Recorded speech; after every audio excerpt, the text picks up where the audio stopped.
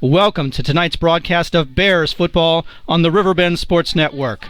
Mark Coleman here in the booth. Thanks so much for deciding to spend a chilly Friday night with us. Certainly hope the energy and enthusiasm from tonight's game is able to keep you warm wherever you may be. And what a game we have for you tonight. The Bears are looking to end the two-game slide after starting the season with 5 straight victories. Last week they lost a tough one, 28-20, to North Stafford in a very well-played game. This week, the Stafford Indians visit the Bend. Stafford has struggled this year and remains winless at 0-7, falling last week to Massaponax 41-10. Riverbend is certainly favored to win, but Coach DeMarco has cautioned his players that this could be a trap game, a dangerous opportunity to get complacent and lose a game that they are expected to win. That's even more of an issue with the added distractions of a homecoming week. This Indian team surprised Riverbend last year and won 33-16 in the rain. That loss may have cost the Bears a playoff berth. You can definitely believe that they remember that. A win tonight for Riverbend would be big. Only one other Bears varsity football team has tallied more than 5 victories in a season, and that was the only team to make the playoffs back in 2009. 6 wins would guarantee a winning season for just the second time in Bears history, but it may not be enough to get into the playoffs this year. Riverbend will likely need to win 2 more games to accomplish that. But first things first, the Bears will need to take care of business tonight against a Stafford team that they would love to play the spoiler role. Folks, welcome. I have a special guest in the booth here with me tonight. Justin Rice will be adding some analysis and commentary to the game. Justin is the assistant sports editor for the Freelance Star and a good friend of RBSN. Justin, welcome to the booth. Thanks for joining me. Thank you for having me, Mark. I appreciate it. Gonna be a good game maybe here tonight. We hope so. We hope so. Justin, you've seen Stafford play several times this year. What are your impressions of them? Well, I think the Indians certainly have weapons. They're just very young and really, really short on experience this year. The primary running back is Torres Carroll. Pretty tough runner, not blazing speed, but pretty tough, and he can go get 3 and 4 and 5 yards. Kyle Shiflett is a junior. He's sort of a utility guy. They'll throw passes to him. He'll run the ball a little bit. They're going to find a way to get him the ball in space. The receivers, Hunter Endler and Joseph Lamar, those guys can catch the ball and get out there. They're not overwhelming, but they can certainly catch the ball if they're open. And the quarterback is just a junior in his first year on varsity. When you see him throw the ball, he certainly has the arm strength. When you see him play, though, sometimes he's going to get himself into a bad situation just where the inexperience hurts. I saw him earlier this year in an important game against King George. He had a chance to run a ball into the end zone, 1st and goal on the 9. Instead, he opted to throw, ended up throwing an interception, cost them points. So the inexperience sometimes shows through with Crop, but he certainly has the physical attributes. We had a chance to chat with Coach DeMarco and some of the Riverbend staff before this game, and they were very quick to point out that this Indians team is tough and certainly capable of winning this game. I think certainly, this is a Stafford, despite the record, is still a Commonwealth District team that has found ways to win games in recent years, and they are young, but at some point, young talent can mature and grow, and those guys you have to be dangerous of for sure, or concerned about.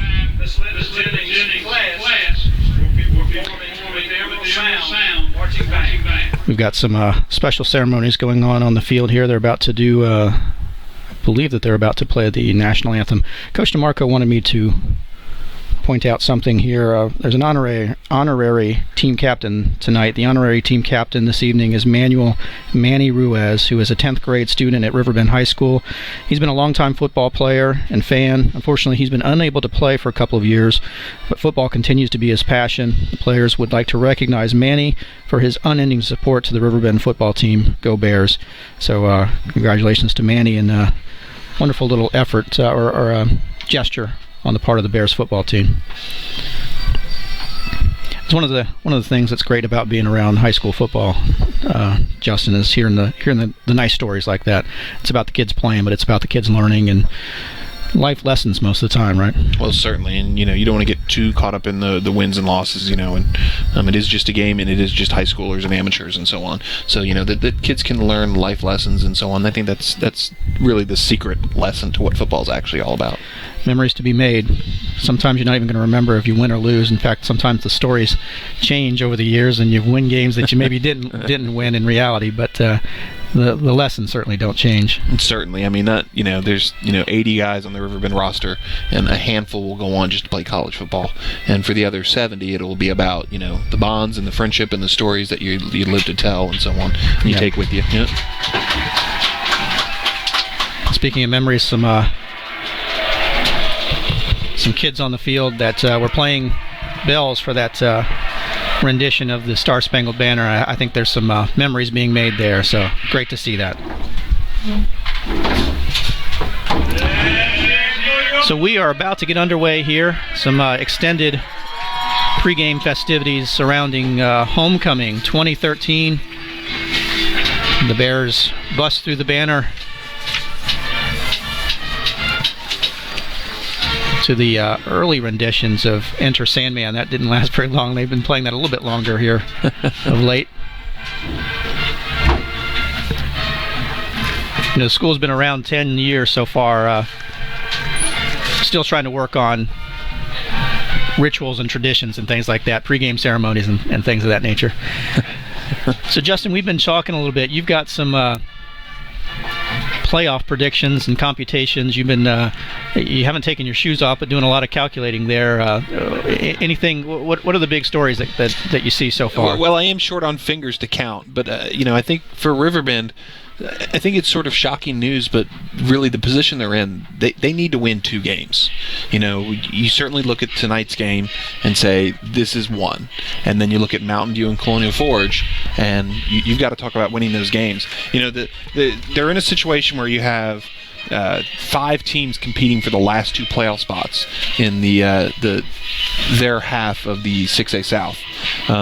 And a lot of those other teams, Woodbridge, Thomasdale, Cosby, Patrick Henry, they've all got winnable games coming up. They all look like, if you're just picking things, and you don't play games on paper, but on paper it looks like all those teams could finish at worst 2-1 each. And if Riverbend goes 1-2 in those same 3 games, they're going to be in trouble. They're going to have a 6-4 year. Probably, Coach DeMarco looks at it and goes, this is pretty successful, but they're not going to end the year in the playoffs without winning those 2 of the next 3 games.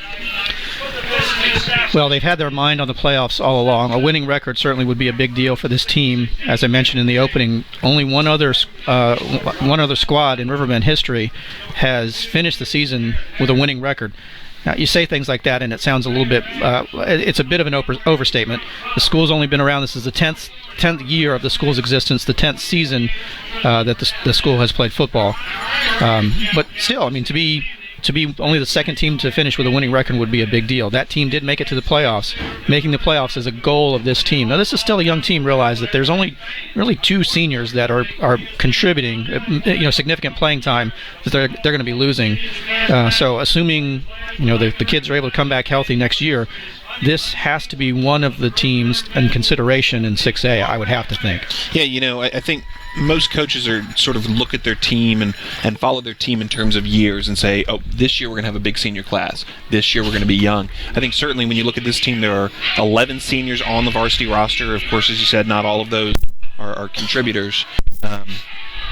So I'm guessing, I would guess that, for Coach DeMarco, this is a year where he looked, this is going to be a building year, and we're going to get better this year. And next year and the year after that, those are 2 teams that we look at in terms of our roster and think, we're pretty loaded up for those years. Yeah. So I think playoffs are a nice bonus for what is a young Riverbend team. To be able to get that experience would be a good deal, a good thing for them as well. Certainly would love to see it. As a Riverbend fan, would love to see it. Well, just making the playoffs and, hey, it's a chip in a chair. Go out and then you try to win a game and see what happens. The Bears won the opening coin flip and have deferred. Stafford has elected to receive. So we will be underway here momentarily. Connor Boren, Tristan Burnett, and Bernard Webb, the captains, along with Manny Ruiz as the honorary captain, representing the Bears. Bears in their home unis, green with the blue trims on the jerseys, green pants with the blue stripes, that sort of water motif that's kind of cool looking, and the numbers that are still hard to read. Justin agrees with me on this one. Stafford in their road whites. It is a sharp-looking uniform. It's certainly, though, an underrated fancy uniform factor. Can I read the numbers? Yes. Not from the sidelines, but from from 50 yards away up in the press box.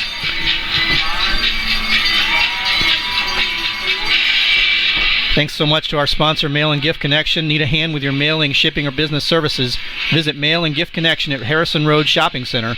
They are a full-service mail and shipping center with private mailboxes, packing materials, office supplies, and a wonderful selection of gifts, including those famously fragrant Tyler scented candles. Visit Mail and Gift Connection at Harrison Crossing. Let them be your gift it, pack it, ship it, and business services partner.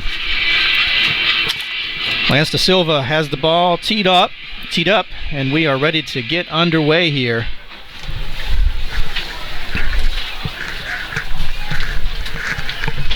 Zevon Holly is deep to receive this kick. Looks like it's going to go away from Holly, and it's going to be Taurus Carroll across the 20. Runs into a log jam there. Gets out to about the 25-yard line. So decent field position to get this game underway for the Indians. I suspect you'll see Zevon Holly at running back carrying the ball early and often. They're going to try to get it established running the ball and just, try to make positive yards to start the game for sure. Looks like Riverbend's going to counter with a 3-4 here tonight. Looks like they're respecting the pass. Movement along the line of scrimmage. Let's see what that's going to be. So after a clean game last week, our first play from scrimmage is going to be an offside call against Riverbend. Little jumpy on the line there. That'll move them out to the 30. It'll be first down and 5 for the Indians from that spot. Ball marked right smack in between the hash marks. Motion in the backfield, handoff inside. Holly. And Holly is going to have enough for the first down, it appears, out across the 35-yard line. Yeah, he's a hard runner, and if they can get blocks and sort of stay ahead of the chains and, where they can just run the ball and make first downs that way, they would certainly be content to do that. Holly gets out to the 36, 6 yards on that carry. First and 10 for Stafford there. Our opening drive of the night. Another handoff to Holly. Room up the middle. 5, maybe 6 yards on that carry. They come with a trap there, bring the guard around and kick out and get Holly up behind him, between the tackles, just sort of running hard and getting physical yards. Sort of nice change of pace here. We see Stafford in the huddle. We've seen a lot of no-huddle offenses coming through here the last several games. Another handoff to Holly. He is going to be across the 45. He looked like the same trap, and I feel like the kick out was there. He elected to sort of cut back to the right. I thought the guard came around and kicked the end here on the right side of the Riverbend line out, and but Holly cut it up back in the middle. Tyler Thomas and Bernard Webb on the tackle, and they are going to give him first down on that carry. The ball just short of the 46-yard line. So Stafford with 2 quick first downs on their opening drive. 3 backs in the backfield this time. Another handoff to Holly. He is met near the line of scrimmage and driven back. He'll get out close to the 50. There was a little bit of a hole there. They're going to give him 3 yards on that carry. Out just short of the 50. Leopold was the first one to hit him. A number of other Bear defenders in on that tackle. Second down and 7 for the Indians. So you're making yardage here. Don't get away from the run. It's still working for you.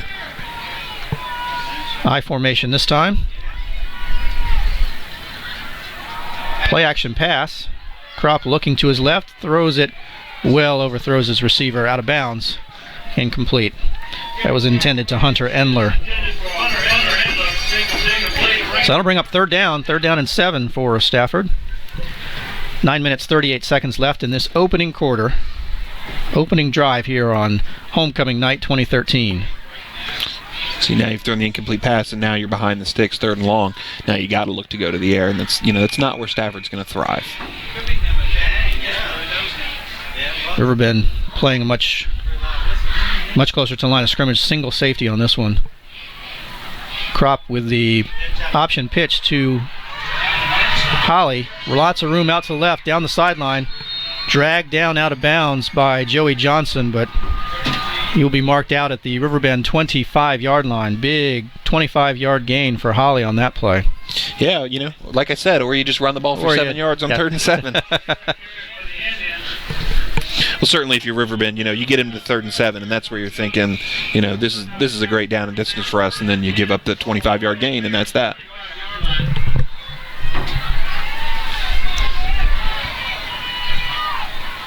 First and 10 for Stafford from the 25 of Riverbend, and motion on the line of scrimmage for the Indians will move them back. Yeah, it's going to be a false start for sure.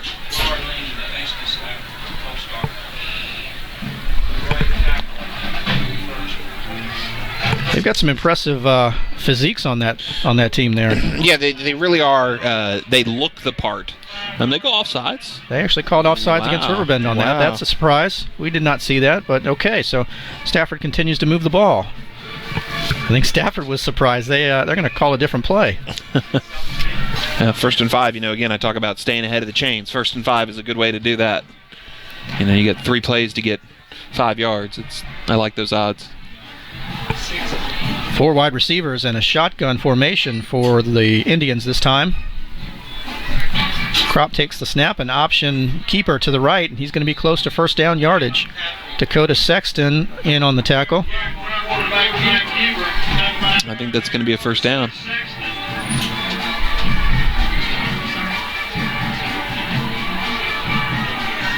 They are going to call it just short. They disagree. Okay. Needs to get to the 15-yard line, and it's about the 15 and 3 inches. 2nd down and very short for Stafford. They will come out in an I formation. 2 receivers split, ones to each side. And counter to Holly. First down inside the 15, driving toward the 10. Some good leg drive there.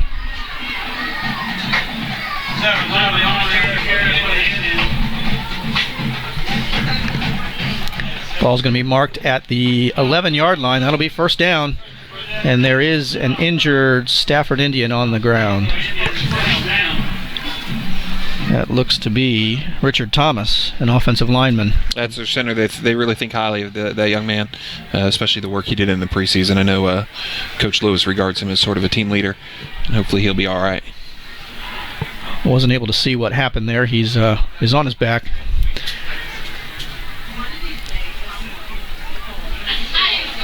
He's moving around, though, so he looks to be not seriously injured.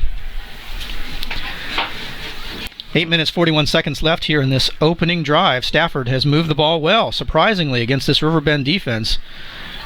Well, they've kept it simple. They've kept it between the tackles. They run the dive and the sort of the little trap, and just sort of keep it in there with Holly. The one time they sort of were in trouble on this drive was, they throw an incomplete pass and have 3rd and 7, and they pick that up and have turned in a really efficient, really smart looking drive just sort of by keeping it simple. Let Kropp hand the ball off a bunch and see what Zevin Holly can do. Thomas was able to pop up and jog off the field, so it looks like he probably will be back. You always got to watch these plays when you're going to go a snap at the new center. High formation again, first down for Stafford. Kropp will keep it on an option to the right. Got a crease.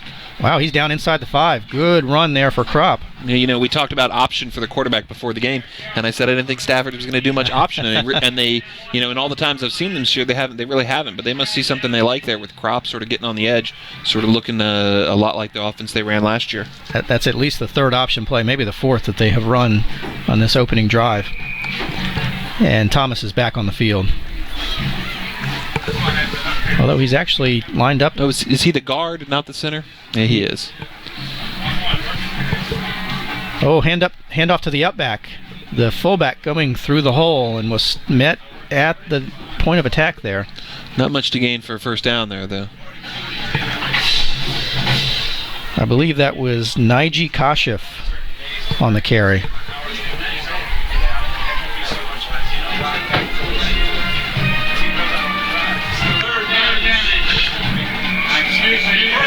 They are going to give them first down on that one, so it'll be 1st and goal for Stafford.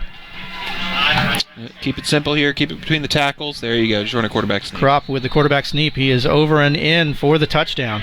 Well, what do you know? Stafford takes the opening kickoff, 75 yards, capped off by a Garrett Kropp 1-yard touchdown run. And I think this Riverbend crowd is a little bit stunned here. Stafford didn't get themselves in trouble at any moment on the drive. They, no penalties, no fumbles, the one incomplete pass. And when you're just going to be efficient, you only have to gain 3.5 yards on every snap to be successful in football. That's sort of a dirty secret. And that's just sort of what they did there. Extra point by Christian Arias Williams is good. 7 minutes, 16 seconds to go in our first quarter, and our score, Stafford 7, Riverbend up to bat.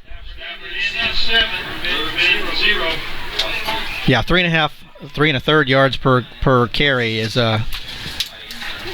is easy to say. It's not always easy to do, though, particularly if you don't get 3 yards or lose something on one of those plays. Like you say, get behind the chains, behind the sticks, and then you have to change your attack a little bit. Yeah, I'm a big proponent of that when it comes to play calling and offensive philosophy.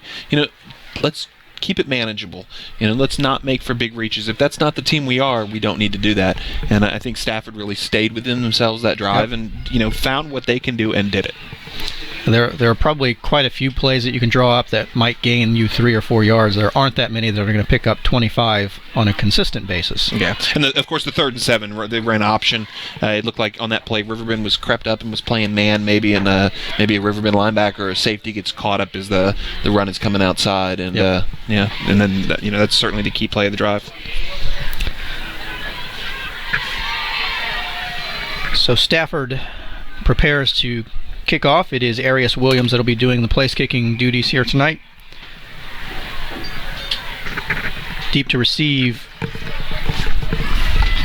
Let's see. It is typically Judkins and Washington back there.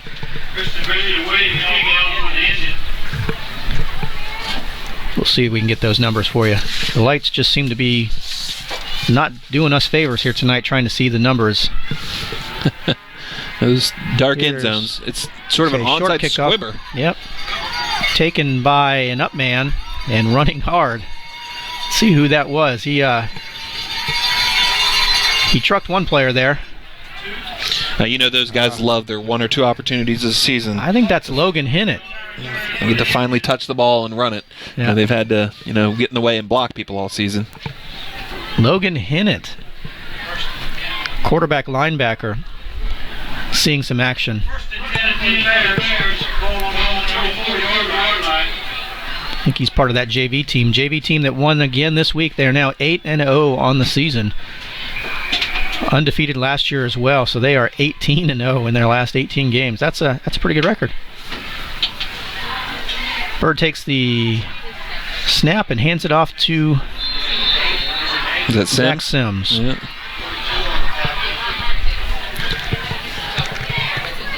Original line of scrimmage was the 44-yard line. He gets across the 45 to the 47. Give him 3 yards on that first down carry. Going with a single back look here tonight, at least to open the game. It's a bit of a change up for Riverbend. Here is a swing pass out to Tristan Burnett, and it is high. Right, I'm sorry, that was Chris Pritchett. Bird took a little pop at the end of the play there. Chris Pritchett, the intended receiver, in the slot, so it'll bring up 3rd down and 7. Stafford had its 3rd and 7, and now Riverbend gets its 3rd and 7. I think when you're talking about Riverbend, though, they've certainly shown maybe more weapons or a greater ability to pick up. When you're looking at 3rd and long. Well, they definitely have some deep play threats, something that has been missing around here for a couple of years. Pritchett is a burner and definitely can cause problems for a defense. Bird will pass over the middle. Zach Sims, how about that? Sims with a nice catch over the middle, just a little seam route inside the 40 to the 39-yard line. Sims was lined up on the inside slot position.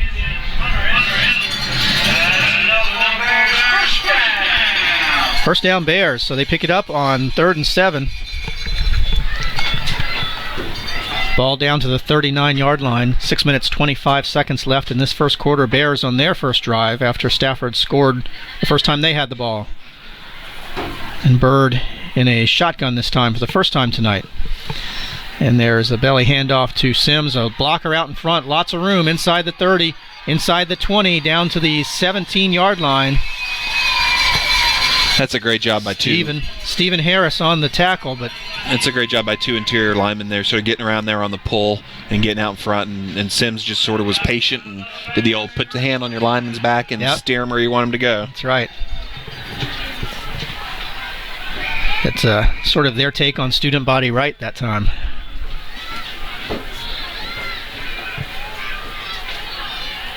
Sims back into the shotgun. Bird flanked to his right. Here is a fake handoff to Sims. Bird looking to pass, and he is going to be brought down for a sack. Let's see, is that 19? It's Kajif again. And Devin Bornshine, I believe. Devin Bornshine, that's right. Big loss on that play, back to the 34-yard line. Loss of 6. Bring up second down and 16 for Riverbend. Bird stays in the shotgun. Twin receivers to the right. Boren split wide. Pritchett in the slot. Wow. A low snap that Bird was not able to handle. He falls on it and is going to lose another 5 yards or so. Loses 6 yards actually. That'll be third down and 22 now, I believe. Well, those are the little plays then that put you in, the situation where now, you don't have many 3rd and 23 plays on the old game plan. So, what you got to come up with here, you're going to have to, find somebody to do it, or you just sort of manage it and go out there and kick your field goal, take your 3 points. There's lots of football to be played. Well, this would be a long field goal attempt from here. I'm guessing that this is probably 4 down territory. Bird takes a snap, looks to pass, steps up. He's under pressure and is going to be dropped for another loss. It's Caden Lewis. Caden Lewis makes a whole bunch of tackles. You'll hear his name all night here for Stafford. He's a kid that gets around the field and runs around and, not overwhelming physically, but certainly a good athlete and can chase a runner down. Some good excitement on the Stafford field and sideline, and a little complacent. Lots of hands on hips on the Bears sideline. Not a lot of noise from the Bears crowd either. They're a little bit stunned here. Stafford is taking it to this Riverbend Bears team. No, it's 3 straight negative plays. The sack and then the fumbled snap and then a sack. And, now here you go 4th and long. And what are you going for the end zone here? You're just trying to pick up the first down. It's sort of going to be... Ball's marked at the 32-yard line. Bird looking to pass under pressure again. He's going to be dropped for another sack. That's Bornshine again. Bornshine again. Eric Bird not able to get the pass off. I love those kids. Bornshine, those kids are wrestlers. And, I think when you talk about an athlete or an athletic skill that translate playing on the line, where you're hand fighting and you're working leverage, the Bornshine, breaks through there and makes 2 sacks in the drive, and they really sort of sabotage that Stafford effort. 3 minutes, 30 seconds left in this first quarter, and Stafford takes over on downs. The ball will be marked at their own 34-yard line. The Indians certainly have been the aggressor so far this evening. High formation for Stafford. Botched. Is that an offsides, a false start, a fumble? I don't see any penalty flags on the ground. That was just a mistimed snap or something. Riverbend is going to come up with the turnover. Just a botched center quarterback exchange there, it appeared. It didn't look like Kropp was expecting the ball when it came up. Riverbend bounces on it, and they will take over 1st and 10 at the Stafford 35-yard line. 3 minutes, 25 seconds to go. Well, let's see if Riverbend is able to take advantage of that turnover. These quick change opportunities, you like to try to shoot it right into the end zone on the first play. Bird is under center, bubble screen out to Pritchett in the flat. Nice tackle, open field by the Stafford defender. That was R.C. Stevens on the tackle. R.C. Stevens the third. RS3, I imagine they call him.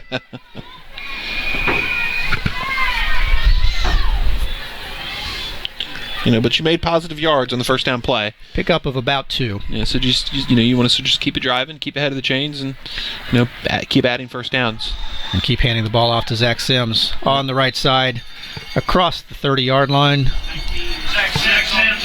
Yeah, same play where he had the long gain on the first drive. Yep, they pull those 2 linemen around, and he sort of just tucks in behind them and waits for them to block, and he's going to make his cut off of that block. Ball's going to be marked at the 28-yard line. It will be 3rd down and 3.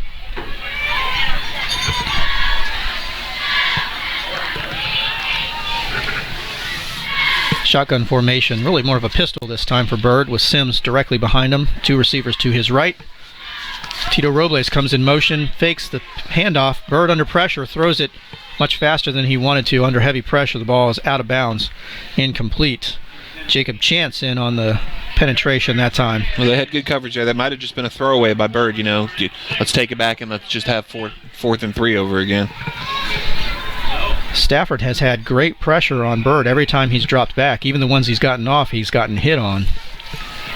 Yeah, when he's been throwing it quick, that's been where it's at. Mm-hmm. The big 3rd down reception on the first drive was, a no backs, drop back and throw it quick. When he's gotten it out quick, it's been there. When he's tried to drop back, the pocket has not been there yet. Riverbend will go for it again on 4th down. Yeah. Bird looking for a quick pass out to the left.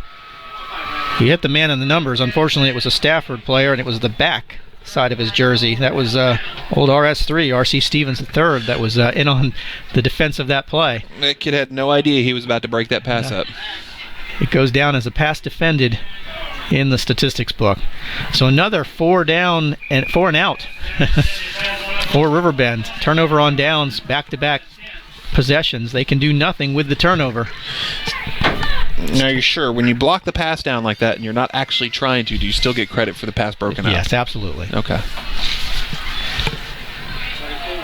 That's Holly. Hand off to Holly, and he is tripped up as he was trying to find room on the right side. I believe that was Bernard Webb in on the tackle.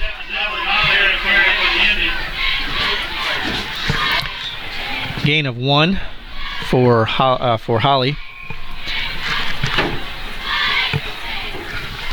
Ball marked just shy of the 30-yard line for Stafford as the Indians march from right to left as we observe the action toward the north end zone. Another handoff for Holly. Up the middle. Very short, tough yardage up there. He gets out across the 30. Maybe to the 31. We'll give him to the 31 to bring up 3rd down and a long 7. Burnett in on the tackle that time. So last time they go option on 3rd and long. Let's see what they go here. 4 receivers on the field, twins to both sides for Stafford. Kropp is in the shotgun. Holly to his right. Riverbend's going to play cover 2. Kropp looking to pass, rolls to his right, and it's intercepted. Intercepted along the sidelines. Did he step out of bounds? It looks like he did. See if we can figure out. That's is that C.J. Washington? C.J. Washington on the interception. 42 seconds left in this opening quarter. C.J. Washington steps in front of a Kropp pass and makes the interception. The ball will be marked at the Stafford 34-yard line. Well, Riverbend has had their chances. This will be their 3rd possession in Stafford territory. They have yet to break the scoreboard. You're going to keep getting opportunities. Don't get outside of yourself. Keep being patient. Don't fall behind the chains. No penalties, no bad plays, and drive it down there and tie this game up. Hand off to Sims, looking for room on the right. Penalty flag flies as Sims gets down close to the 25-yard line. This is going to be negated by a holding, I believe, but Sims he does a really great job of not immediately running fast. He's going to sort of go slow and be patient, find a seam, and then accelerate into it. He's got great vision. He often takes the ball to a hole that was not where the play was intended to go, coaches tell me. But yeah, he reads his blockers and is patient. It's an unusual trait for a high school running back. Yeah, patience is just so underrated when it comes to what a running back is out to do. He thinks, the running back thinks, I've got the ball, I've got to go fast. No, right. You don't have to go fast. You don't outrun your blockers. It's very easy to do. Illegal block in the back is the call. We'll move Riverbend back. It's actually a spot foul, so it'll be 1st and 12 from the 36-yard line.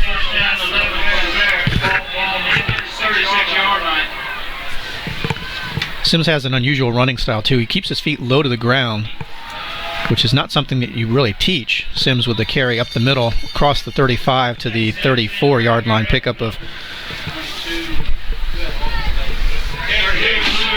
They're going to mark him a little bit better, about to the 33-yard line. Pickup of 4 on that carry. 2nd down and 8 for Riverbend. And that'll end the first quarter. A pretty quick first quarter. And maybe a surprising score here. Our score at the end of 1 from Riverbend. Stafford 7, Riverbend 0.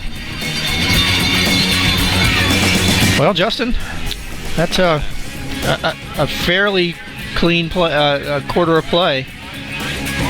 Well, no, there was a couple of turnovers there. The turnovers by Stafford. It was fast. We only had 7 attempted passes.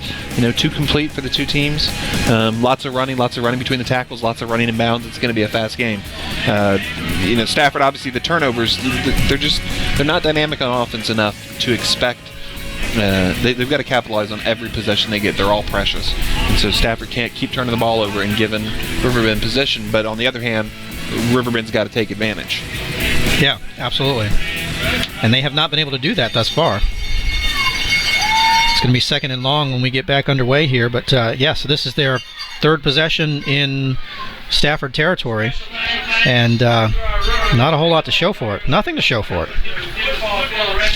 Statistically, Sims is off to sort of a nice start. 5 carries for 35 yards. But the one drive just sabotaged by the penalties. That'll get, or the sacks, excuse me.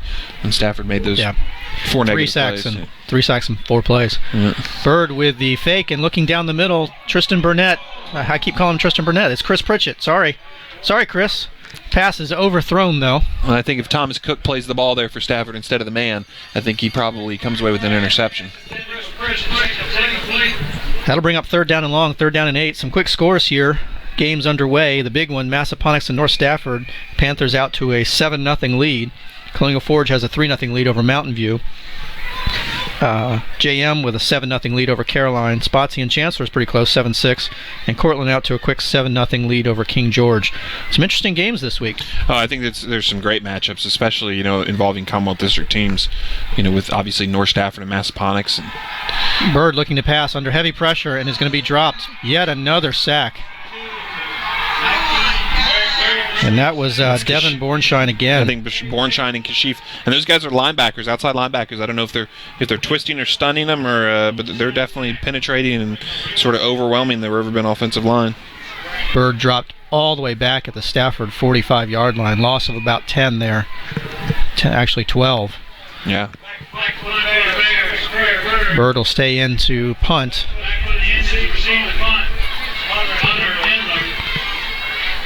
Hunter Endler deep to receive this kick from Bird. It's a low snap. Has to rush to get it away and does.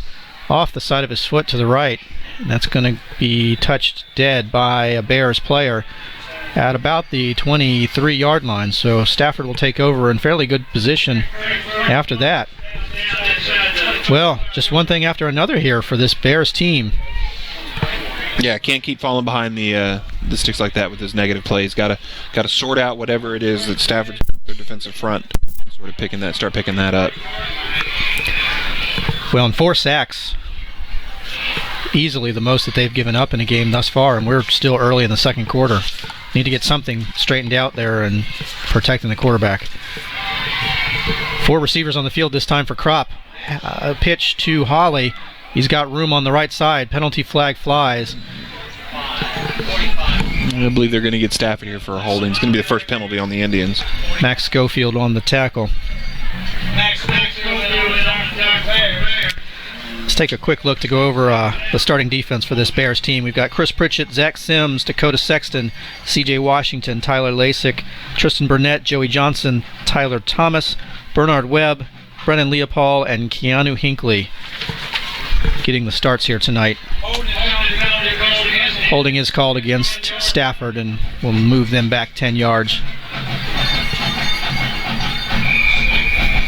Actually, a spot foul. It's not quite a 10-yard, so it's going to bring up first down and 17. Maybe 18.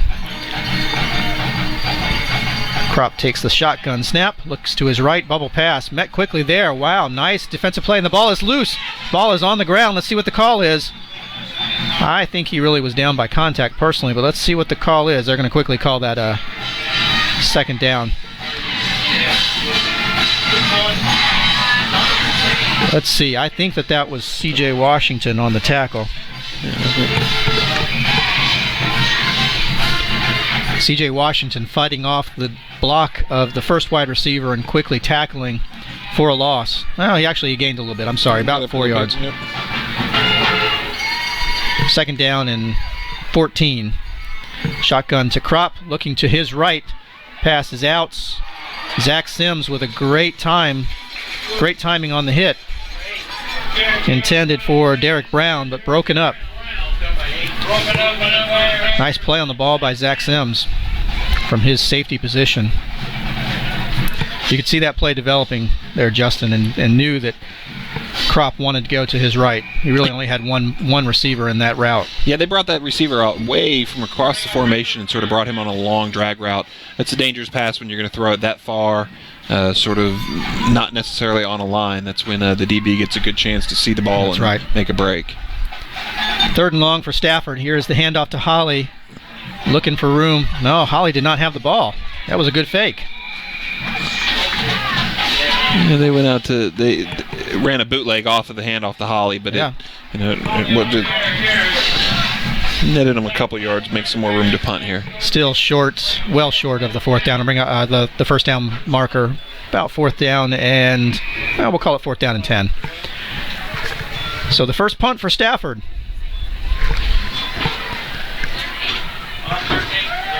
Should be Arius Williams punting there for Stafford. Not a bad leg, maybe a little inconsistent. High the snap is where they've had problems. Big pressure and very high and short. Ball is going to hit at the 38 and take a little bit of a Stafford hop. We'll get out to about the 45-yard line, so only about 22 yards or so on that punt. So Riverbend will have the ball yet again in Stafford territory at the Stafford 45. Their fourth possession. Well, Riverbend has started at their own 44. They started at the Stafford 35. They started at the Stafford 34. And here they are at the Stafford 45. And got to take advantage. Got to take advantage. Yeah. 9 minutes, 9 seconds left in this second quarter.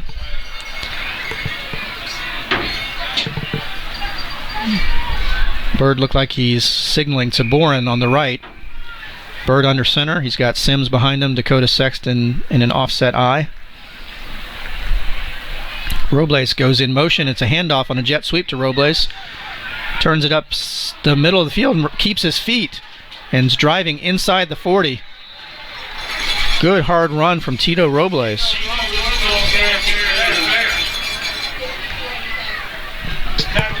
Pickup of 6 on that first down carry. You gonna give him 7 there, Justin? When the center gets down over that ball and moves it forward, it'll be 7. It'll be 7. All right. Yeah. Second down and 3 for the Bears. Good first down run for Robles. Offset eye again. This time Sexton split to the left. Robles comes in motion. It's a handoff to Sexton through the middle. He's got room and is going to get inside the 30-yard line. Good hard running for Dakota Sexton. Well, I like these plays where you're sort of giving it to the other guys, maybe get them off Sims a little bit, and make sure they know that you got to watch Robles, you got to watch Sexton, and any one of those guys can hurt you. Joseph Parrish in on the tackle for Stafford, but not until Sexton gets enough for a first down yardage.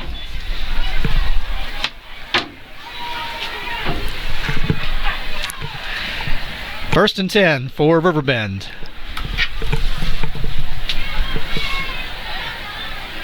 Another misdirection in the backfield. Bird over the middle, right through the hands of the intended receiver.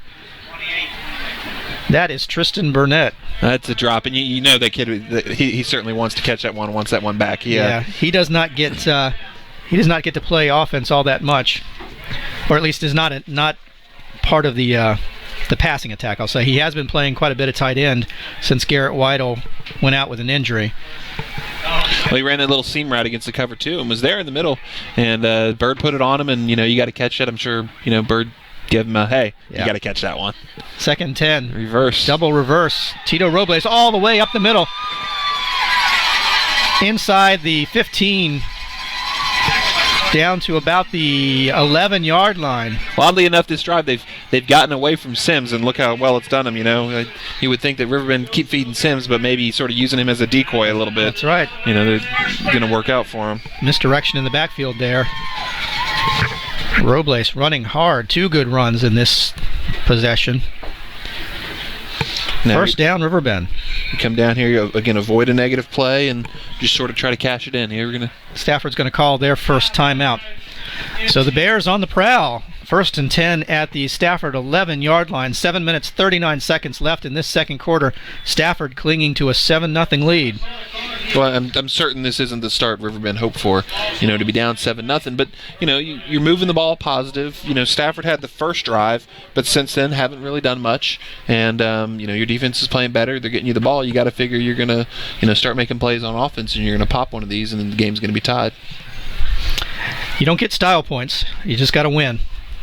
Yeah, we're looking at some early scores. Mountain View now out 10-0 over Colonial Forge. That's got to be a surprise there. Mountain View is certainly a fine team. They have a lot of weapons on offense, and I think the question there was how they were going to fare against Colonial. Colonial Forge you have to think of as one of the better defenses in the area. Mountain View's already put up 10 on them here early in the game. Yeah, I think Forge has 3 straight shutouts coming into this game. Back underway here. Here is the handoff to Sims. Room up the middle inside the 5. Fighting for yardage down maybe to the 3-yard line. That's good tough running there by Sims. That's typical Sims carry there. He's not a big kid, but he tends to move the pile. Sims listed 5'9", 155 pounds. And just a junior. 6 carries for 42 yards. It's a nice average, and you're going to keep the chains moving with that. 2nd down and 3 for the Bears. Back to Sims. Back to Sims. Looking for room off the left side. Finds a crease. He's into the end zone. And there's the indicator. Yep, touchdown Bears. Zach Sims. That's just a nice drive. They mix up the play calling a little bit. They go inside and out with with Robles and Dakota Sexton, and then you come back when you get down in the end zone or into the red zone, and you feed your horse there. And Lance Da Silva on for the extra point. Try. Sims holding. Snap is good. Hold is good. Kick is good. 6 minutes, 57 seconds left in the second quarter, and our score, Riverbend 7, Stafford 7. Nice drive there. Well, I think if you're Riverbend, too, as well, Stafford comes down and scores a touchdown, then you sort of bungle things a little bit. Okay, now you've scored. Now it's 0-0 again. Timeout. Let's start over and see where we stand. 4-yard, that was 4-yard, right? 4-yard touchdown run for Zach Sims. Caps off a 45-yard drive for Riverbend. Getting the ball after the short punt and being able to take advantage of a short field. Their 4th drive and their 4th time into Stafford territory, they finally are able to crack the end zone. Da Silva lined up to kick. Holly deep to receive. Along with Taurus Carroll this time. Here's Da Silva with the run-up. And a kick comes to Holly. Through his hands, he picks it up at the 10. Across the 20, cutting it back to his left.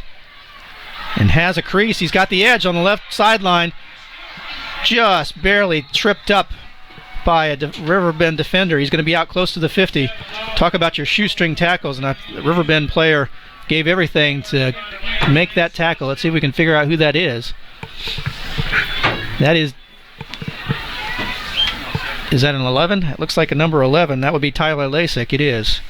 Tyler with a great, he just laid it out there to be able to trip up Holly. Holly got another 8 yards or so after it, but he got him off balance. Slowed him down just enough. Yeah, they started to wrap him up, and it looked like he's going to get seamed in, and then, suddenly your guys come out of their lanes and converge, and then you bust, the running back comes out of that, and he's got a big gain. Stafford with great field position at their 46. Here is an inside handoff to Holly. Penalty flags on this play as he's stuffed about the 49-yard line. Short gain. Let's see what the penalty is. I think you're starting to see the Bears cheat a little bit on those handoffs. Yeah, it's going to be holding again on Stafford here.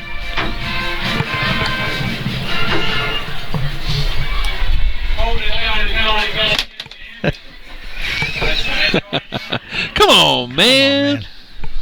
That's the thing with Stafford, is they're not quite dynamic enough to be able to afford, a great big negative play like that. Now they're first and 20. First and 20. Yep. Penalty right at the line of scrimmage there. Knocks off 10 yards. So 1st and 20 for Stafford. Kropp will be in the shotgun. 3 receivers split to his right, 1 to the left. Holly in the backfield with Kropp. Takes the snap, looking to pass. Under some pressure. At least he feels it. And he is brought down. Wow, fighting through. Yeah, it's Keanu Hinckley. Keanu Hinckley with the sack. He looks like one of those Stafford guys. Riverbend didn't even bring a blitz there. They got to him just with the front four. Kropp, I really didn't think that there was much pressure. He was acting as though there was and sort of ran into the pressure on that one. Yeah, I think he may have gotten a little panicky what he saw downfield. Loss of 2. Yep. So it's 2nd down and 22. Here's an option pitch to Holly, and there was a black in the back. Wow, nothing called. It's a good pickup by Holly there coming around. Yes. And he did, out across the 40. It's a kid, even these teams that are winless, they've got kids that are athletes and can make plays, and sometimes those kids get obscured, and I think Holly looks like one of those kids tonight. Pickup of 10 on that carry for Holly. Bring up 3rd down and 12. 3rd down and manageable. Compared to 22 at least, 12 certainly sounds much more attractive. Yeah, but you're still in a situation here where you probably have to throw the ball, and that's not where Stafford wants to live all night. 4 receivers again on the field for Stafford. 1 goes in motion. Kropp with the option. Keeper up the middle, met in the hole by Dakota Sexton and dropped there. He will be marked down at the 50-yard line. Short of the 1st down. It'll be 4th down and 5. Good open field tackle by Dakota Sexton. I think about this. If I'm calling the plays, I think about going for this here. You're Stafford, you're winless. What do you have to lose? If you can't defend Riverbend from 50 yards, can you defend them from 70 yards? Well, it appears that Stafford will punt. Well, that's why I'm up here and they're down there and so on. Much better punt this time. Or you kick it like that, you get a good roll and you get down there and down it at the 1. It's a great decision. C.J. Washington decided to field that ball. It was going in the end zone. He fielded it at his own 4 and is going to be dropped there. He just needed to let that ball go, and it would have easily made the end zone, I believe. Yeah, that's one of those where you got to make the spot decision, and I've seen plenty of kids get yelled at for not catching the ball.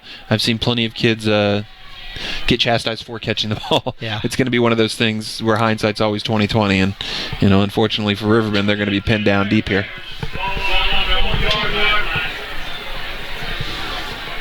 I hear that line, and I always think back to the old Jim Zorn. He had a number of pretty good sound bites. He said, hindsight is 50-50. Only if you don't have the videotape. Yeah. I'll tell you what, Stafford is crowding that line of scrimmage. Certainly are. Bird takes the shotgun, and penalty flags and whistles will stop this play before it starts. I think that's a positive that play was stopped for Riverbend. I think Stafford had it sniffed out. Yeah, maybe a little bit. Instead, offside's called against the Indians. So it gets them out from a little bit better out of the shadows of their own goalpost, out to the 9-yard line. It'll be 1st down and 5 from there.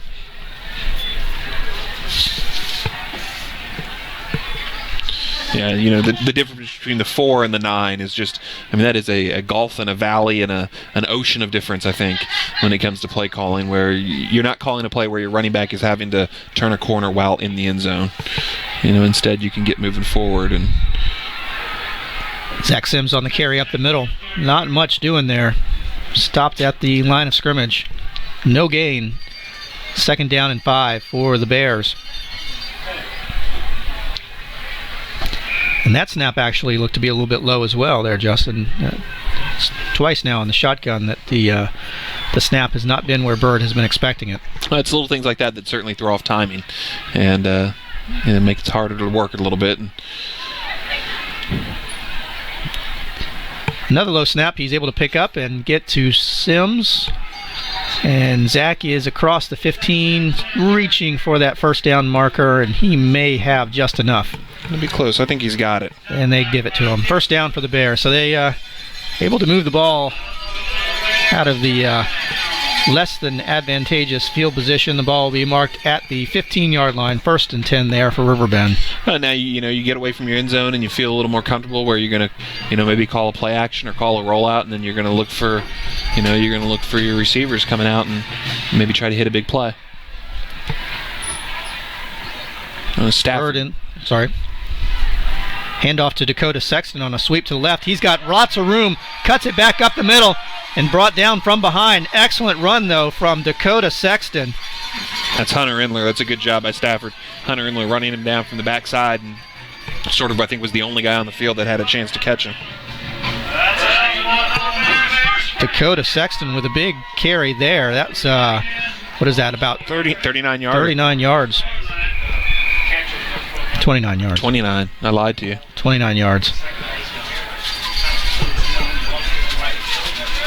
No, it's 39. The ball was at the 15, right?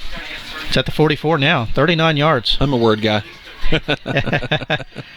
Handoff inside to Sims. Met in the hole and dropped there. That was Jacob Chance on the tackle for Stafford.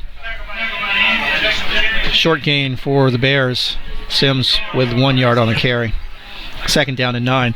2 minutes, 19 seconds left in this second quarter. Riverbend looking to try to break this tie, 7-7. It's probably going to be surprising to a number of people observing this game from across the region. Yeah, Stafford is. Stafford certainly put up a fight. Here you go, Stafford now backing out. They've been crowding the line. Now they're going to back out a little bit. Bird looking to pass, throws it out to the right. That is Connor Boren, I believe, with the reception. Enough for first down yardage. Is that Connor? That is Connor Boren. Good to see him out there after missing a game with, he might have missed 2 games with a leg injury. Game and a half, I guess. He played only half of the game against Massaponax and missed the game against North Stafford. It's a nice 12-yard gain on a little comeback route. And Bird puts the ball over there on time, and you get yourself first down, and you're in business now. Bird and Boren have had great chemistry. Lots of long touchdown passes to Pritchett, but Boren is his possession receiver. Bird takes the snap, rolls to his left, looking for Boren again. Pass is complete. That'll be close to another first down. I think he does have it. Ball's going to be marked at the 32-yard line. That should be another first down for Riverbend. Yeah, one guy runs the short guy runs the out, and the outside guy runs sort of the flag, and they sort of overload that zone with those 2 guys and make the cornerback make a choice. Riverbend will call a timeout. 1 minute, 16 seconds left in this first half. The Bears on the move. It is 1st and 10 at the Stafford 32-yard line.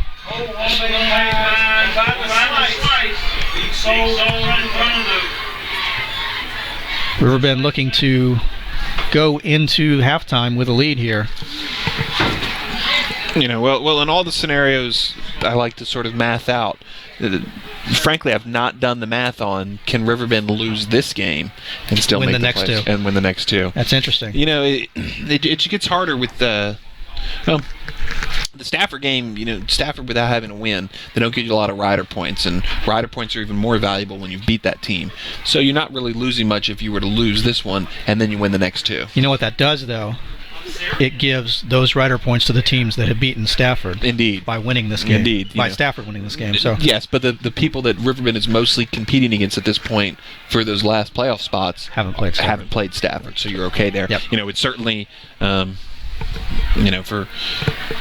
much time on the clock? Okay, I got you. 120? Yeah, okay. They're going to put 4 more seconds on the clock here. So there'll be 1 minute and 20 seconds left in this second quarter. I always like to see if those last 4 seconds end up mattering. Make a difference. Well, you never know. Put 0.4 of a second back on the clock, please. It'll be first down and 10 when we get underway here for Riverbend. The ball laying on the Stafford 32-yard line. Eric Bird in the shotgun. Zach Sims single back in the backfield behind Bird. Comes a blitz. Looking to his right. Swing pass to Bird. He's got 2 defenders now, 3 and 4 defenders to try to beat. And what do you know? He actually turns that into positive yardage. He looked like he was dead to rights there. He's going to get down to about the 31-yard line. Pickup of 1 when it looked like he should have lost about 2 or 3. The clock is turning, though, so that's the biggest threat to Riverbend at this point. We are now under a minute to go. Riverbend going with a no huddle, but not a whole lot of urgency, quite honestly. Yeah, that's one of those passes where you almost feel like, we're better off if you just drop that one. Yeah. And let's stop the clock. Bird looking to pass across the middle, and it is wide of the intended target, incomplete. That was Connor Boren, the intended receiver. He had time that time. He did have time. He had a little pocket formed and stepped up into it, and then sort of just put the ball on the wrong shoulder, the runner, the receiver. So third down for Riverbend. The incomplete pass does stop the clock. 42.7 seconds to go in this second quarter. Bird calling out the signals. He'll have twin receivers to his left. Boren split wide. Pritchett in the slot. Sims in the backfield. Stafford counters with looks like a cover 3 look here. Pass is to Boren, and he is out of bounds with first down yardage. Stops the clock and gets the first down inside the 20 to the 18-yard line. Yeah, that zone is just a little too soft. You can't give that guy that much space. Yeah. And 13 yards, I believe, on that pass and catch. Ball will be marked at the 18-yard line. First down for Riverbend. 35 seconds to go. And with the stop clock, the Bears are able to huddle. They do still have 2 timeouts left. Bird will send 2 receivers to the right this time. Boren wide and Pritchett in the slot. Sims in the backfield with Bird. Looking to pass, looking to his right, intending for Boren, and led him by just a little bit too much. Just a little stop route there. Stafford had defended that one quite well, and it was a good thing that Bird, I think that was just a throwaway, quite honestly. Stafford was in that 2-deep look again, but their short guy did a little better job manning up on the man in his zone and was able to sort of close that window down. And obviously Bird didn't make the pass I'm sure he would have hoped to have made. Second down and 10 for Riverbend. 30 seconds left in this quarter and half. Let's see what they go with this time. It's going to be an empty backfield. Sims is going to be playing one of the wing backs. Bird may be under center. They've thrown this at the seam route when they've looked in this look here. Yep. Sims on the seam route. Robles in motion, fake to Robles. That's where he looked. Looking across the middle. Bird under pressure. Gets down inside the 20 to the 16-yard line. They'll call timeout there. 21.5 seconds left. It's going to be third down and long.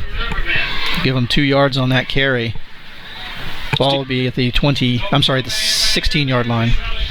Stephen Harris with the nice tackle there. He's an offensive or a defensive lineman for Stafford. Another one of those wrestler types that I really like, and sort of just work on winning the one-on-one battle with the guy across from him.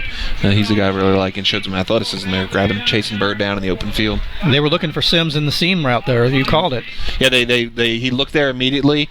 Stafford had it locked down this time, and then he sort of got into where's my number 2? Yeah, the progression didn't really work as cleanly as you would have liked. Yeah, by that time I think the Stafford rush was onto him. Stafford certainly has not been afraid to blitz and sort of throw guys at him. And, Bird has been under pressure every time he's dropped back. So we've got third down and 8. Riverbend with the ball at the Stafford 16-yard line. 21.5 seconds left. It'll be interesting to see what they do if they don't pick up the first down here. They do have a good kicker with a leg strong enough to make it from here. Will they go for it? Of course, you make a touchdown here, and it makes that question moot. I like the out route here again. Attack the outside of the zone. Bird hits Oh, and it's intercepted. Bounces off the shoulder pad of Zach Sims and into the arms of a Stafford defender. And that is Jacob Chance. Jacob Chance with the fortuitous bounce and is able to corral the interception. Bounces off the right shoulder pad of Zach Sims. Sims just coming out of his break. Bird anticipating that. I think that was Jacob Chance from Stafford, the linebacker. Hey, they threw the out route. They're letting me call the plays up here. But, you throw it behind them a little bit, and it sort of takes an unlucky hop, and it turns into a turnover, and that's unfortunate for Riverbend. So Stafford will take over from their own 21-yard line. 13 seconds left in this first half. I can't imagine they don't hand this off here. Yep, there you go. Hand off to Holly up the middle, and Riverbend will stuff it. So that will do it for our first half of play from Riverbend, and we've got a close one thus far. Score tied, Riverbend 7, Stafford 7. I think if you're Stafford, you're just absolutely ecstatic how this half has gone. We will step away. We've got the halftime festivities, and we will be playing the Gridiron Report, and we will see you on the other side of that. Thanks, folks.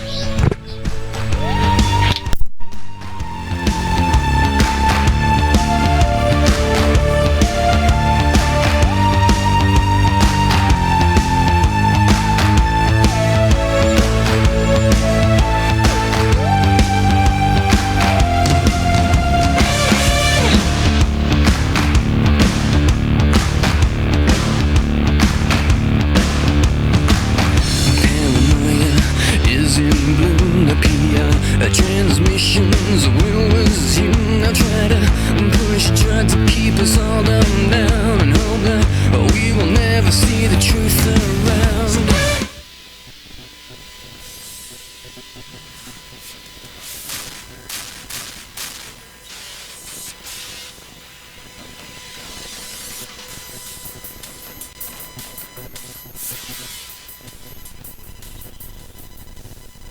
Hello once again, folks. Mark Coleman here.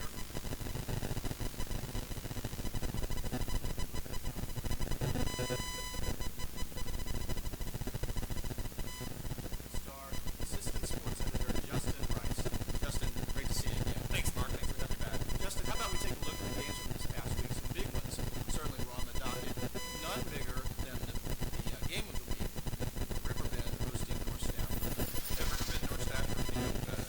Riverbend just trying to prove itself against some of the better teams in the Commonwealth District.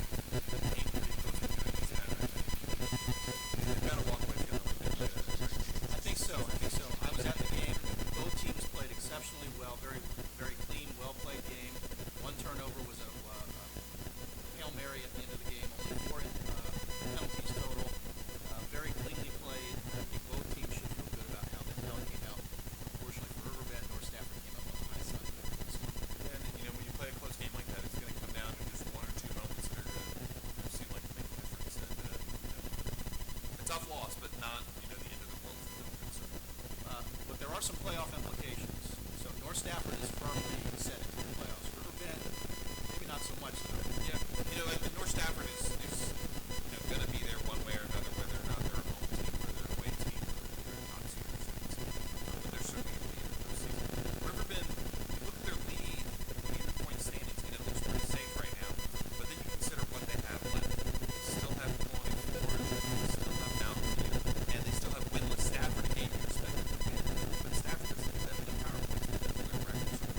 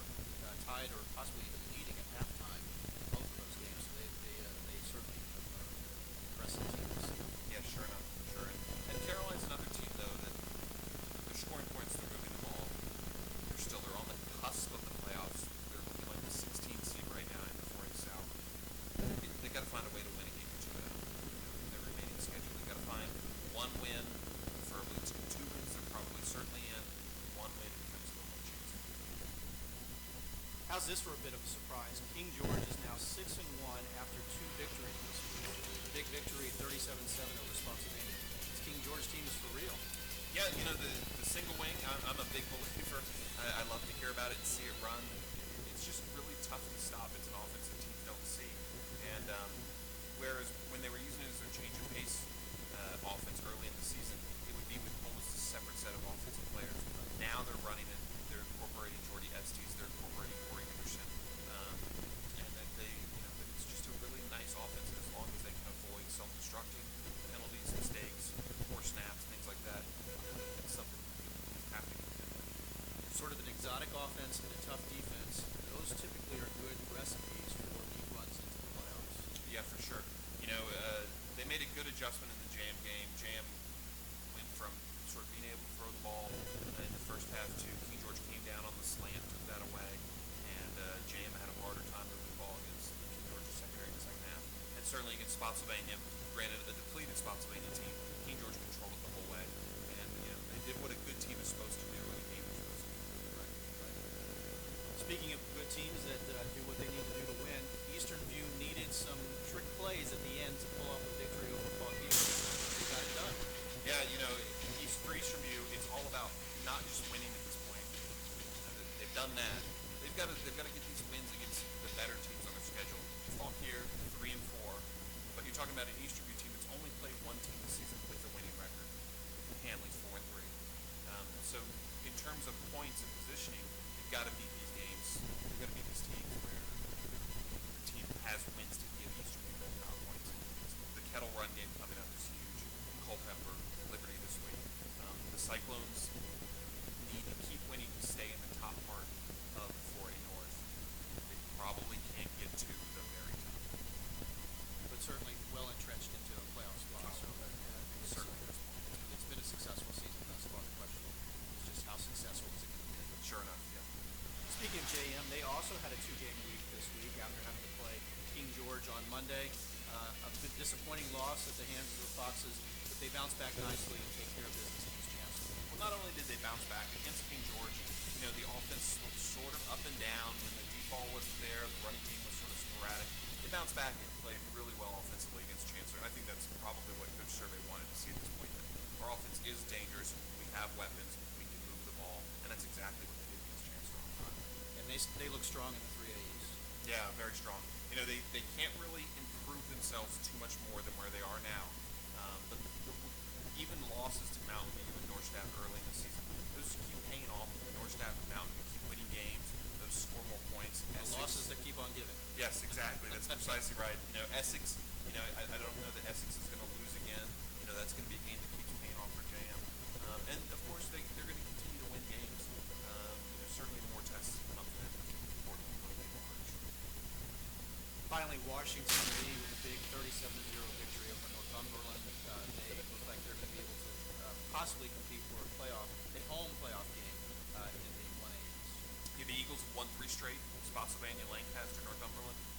They are 9th right now in the 1As, and they certainly have the points in their reach to make that jump to be in the top 8. It's just going to be a matter about beating some quality teams. Rappahannock, Essex, Colonial Beach. Win those games, 2 of those games, you're probably up to beating your home for the playoffs. So some great performances individually this week as well. A big bounce-back game for quarterback Jay Scroggins of James Monroe. Earned them the victory and earned him the Freelance Star Player of the Week honors.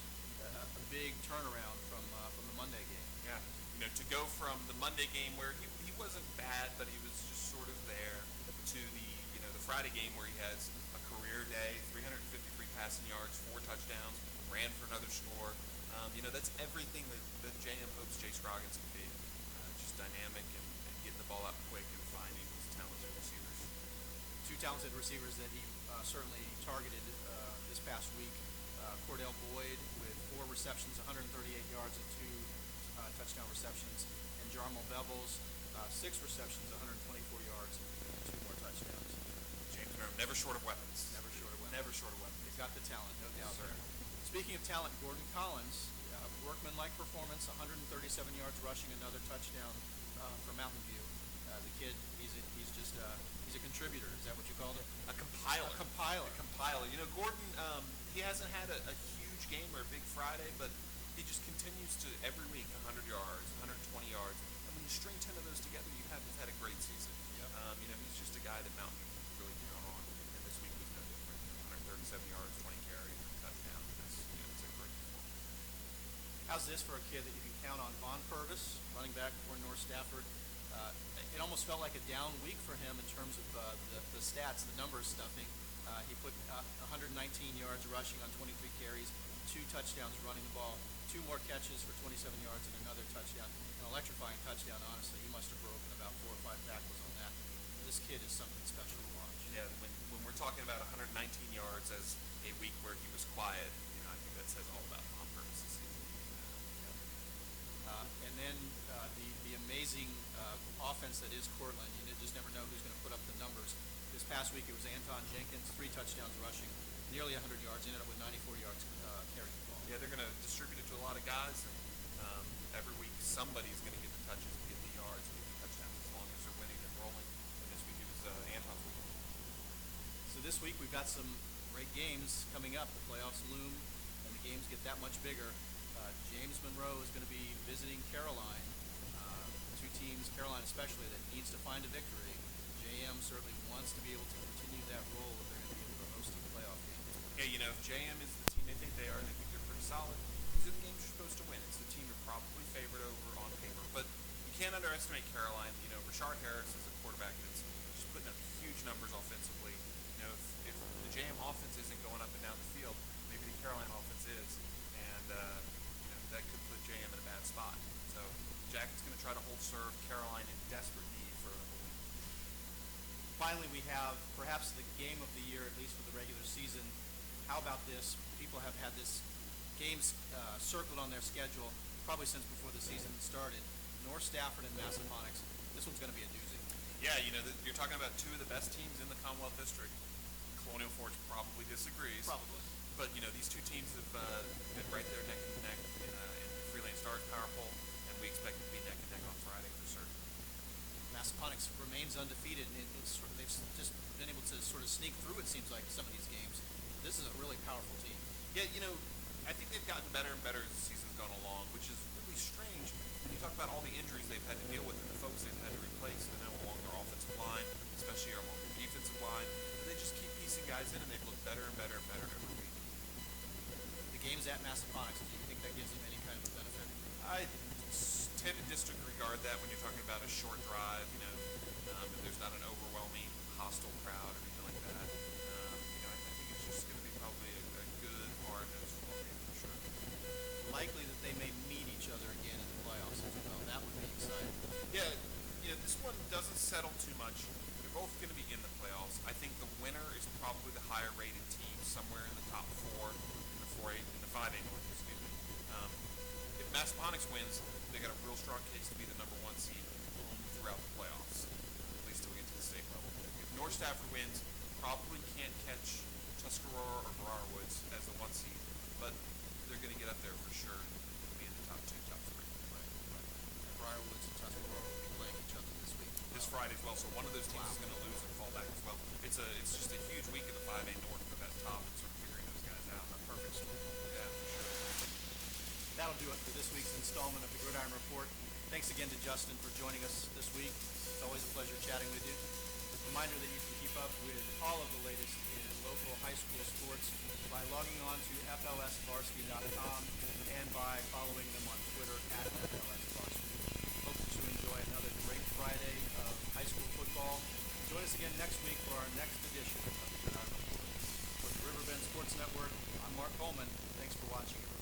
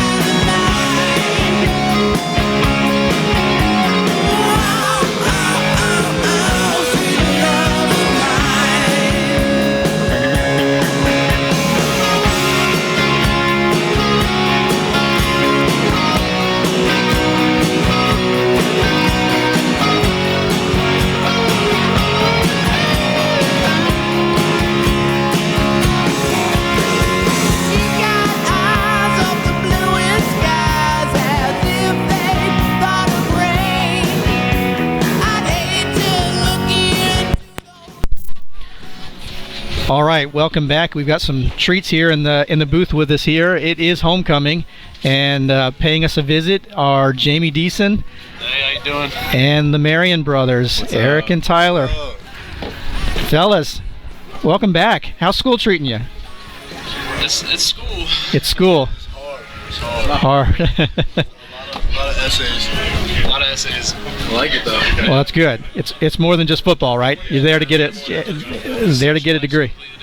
Social life's a little different. Little tiny beds. Yeah, yeah. Concrete walls, or do you have real walls? I got concrete walls. Concrete walls, yeah. So, Jamie, you're at Shepherd University. Yes, sir. That's in West Virginia. Shepherdstown, West Virginia. Shepherdstown, West Virginia. And Tyler and Eric, you guys are at Charleston University. West Virginia. Charleston, West Virginia, right? Yeah. So, how close are those two colleges? 3.5 A little closer to you now. 3.5 hours. Okay, so not all that close. Yeah. So Jamie, you're all playing football. So Jamie, you're actually starting. Yes, sir. You're a freshman. We were watching you play on this field in those uniforms last year. In fact, there's number 4. I'm not even sure who's got number 4 here tonight. But I think it's Jordan Torres. okay, and now you're playing. You're starting for Shepherd University Yes, sir. as a tight end. Yep. What is that like? How different is it from high school? It's a lot different. It's a lot faster. But it's still the same game. It's just in some cases it's actually a lot easier just because there's people helping you that know. They're older guys like seniors that know the plays, and Yep. they're there to help you out. Now, how about Tyler? You're playing as well. Yeah, I'm redshirting this year though. You're redshirting this year. And Eric, how about you? Yeah, we're both redshirting. Both redshirting. Okay. So are you guys getting to stand on the sidelines, or what kind of involvement do you We have? stand on the sidelines, but like we don't travel to Not traveling. Okay. We play we pretty much scout team for them. Like we go against the starters, so we help them out. And Okay. it's a lot faster, and they hit way harder in high school. But I mean, it's more of like a job now. Playing football is more of a job. You have to go. It takes up most of your day. Besides, get school, football, and sleep. Pretty much. That's all we have time for. What kind of memories do you guys have coming back here to Riverbend? Whoever wants to take it. I would say just the practices with coaches and Coach DeMarco wearing his glasses that he only had one band or one side of it, and he just taped the other side of his head, and just the coaches, how goofy they were. But I miss him so much. I miss his football so much. Yeah. Yeah. Just the atmosphere, being under the lights, because in college, where we're at, we don't have lights, and all our games are in the middle of the day. So I really miss being under the Friday night lights, Yeah. as they say. Yeah. But It's and homecoming is pretty cool too, right? yeah, it is. It's awesome. Hopefully they can pull this one out. I mean, it's a pretty tight game right now, but I mean, they just gotta step up, make some plays, and they'll be good. What do you guys think about this team? Do you feel like you've left a little bit of a legacy? You guys finished 5-5 last year. It was a pretty good turnaround after a couple of down years. These kids have already won 5 games this year, and they're hoping to get 6 or maybe more. Yeah, I mean, they've started off really well. I mean, I feel like their chemistry's pretty good. I mean, Coach DeMarco, he always said it. He was like, you guys, as like our senior class, he was like, you guys laid the foundation. And I mean, I feel like that's really what it is. He's starting a good program, and they're working, and they're just doing well. They're doing what it. he tells them to do, and it's working. Excellent. And you guys are following the Bears, right? You're always, every Friday night, you're listening to us on RiverbendSportsNetwork.com, right? Yeah. I'm getting some smiles and some nods. Yeah, I think the right answer is yes. Yep. Okay, yeah. There's nothing else to do on a Friday night, right? Except sleep. Except sleep. There you go. There you go. Well, we got early games. We got breakfast at 9 o'clock, 8 o'clock, because our game started at 12. So we got a Pretty regimented schedule, right? Yep. Yeah, that's great. That's great. Well, fellas, it's great seeing you. I'm so thankful that you were able to stop by, and thankful that you guys are doing so well. You look good. And looking forward to hearing some great things from you guys on and off the field in college. So thank you for having us. Yeah, good seeing you. Thanks, guys. Jamie Deason, Tyler Marion, Eric Marion, some of the best kids that you'd hope to meet, and all of them are Riverbend graduates. Appreciate them stopping by the booth to say hi. It's always good to see the kids coming back on homecoming. Well, we will be back underway here momentarily as we start this second half. Pretty exciting first half of football. A little bit of a surprise, but we are tied 7-7. Riverbend kept getting dealt a short field and never really took advantage of it. I'm sure that's what Coach DeMarco was probably saying, was pointing out that, hey, we gotta finish those drives off. We're gonna get the ball down inside the 30, inside the 20. You got to come up with points, and so to be tied with the field position they had, that's probably a great big disappointment for them. Riverbend will get the ball to start the second half. Arius Williams lining up this kick. Here is the run-up and the kick, and it is a squib to an up-back right through his legs. Picked up by Joey Johnson, I believe, out across the 35. And decent field position for Riverbend to start this second half. Joey Johnson, in fact, did field that kick. Some first half numbers. Bird was 6 of 14, 53 yards with the interception in the first half, and Sims carried 10 times for 53 yards. Some of their best drive obviously was the two where they got Robles and Sexton really involved in the offense. And how many yards did Holly have there? Holly had 11 carries for 68 yards. Okay. Just sort of solid and efficient in churning them out, right? Here is a handoff to Robles on a sweep, and he slips. And is that Tristan Burnett? We get an who is down. Injured player. Tristan Burnett down for the Bears. And looks like there may be something on his leg. He's rolled over onto his back now. Short gain for Robles on that first down, pickup of about 2. It's 3 carries for 27 yards with 19 on 1 carry. It's part of that as their touchdown drive. And if you're talking yardage-wise, the killer in the totals for Riverbend, Sims, minus 27 rushing yards, and what that is sacks. Right. Which is of course especially the story on Riverbend's first possession, and then it became a factor again when they're headed back the other way in the second quarter, and they get a big sack that Stafford uses to snuff out a drive. Quick. As Burnett is able to walk off under his own power. Looks like he's favoring his right leg. Westco Barr was named the homecoming king and Hope Riffey the homecoming queen during halftime. Bird quickly up under center. And that was a pretty well-formed jet sweep that was starting, but penalty will stop this play. Maybe a false start here. Offsides, false start it looks like. Yep. Procedure. Halftime scores from around the region. Mountain View with a 24-14 lead over Colonial Forge.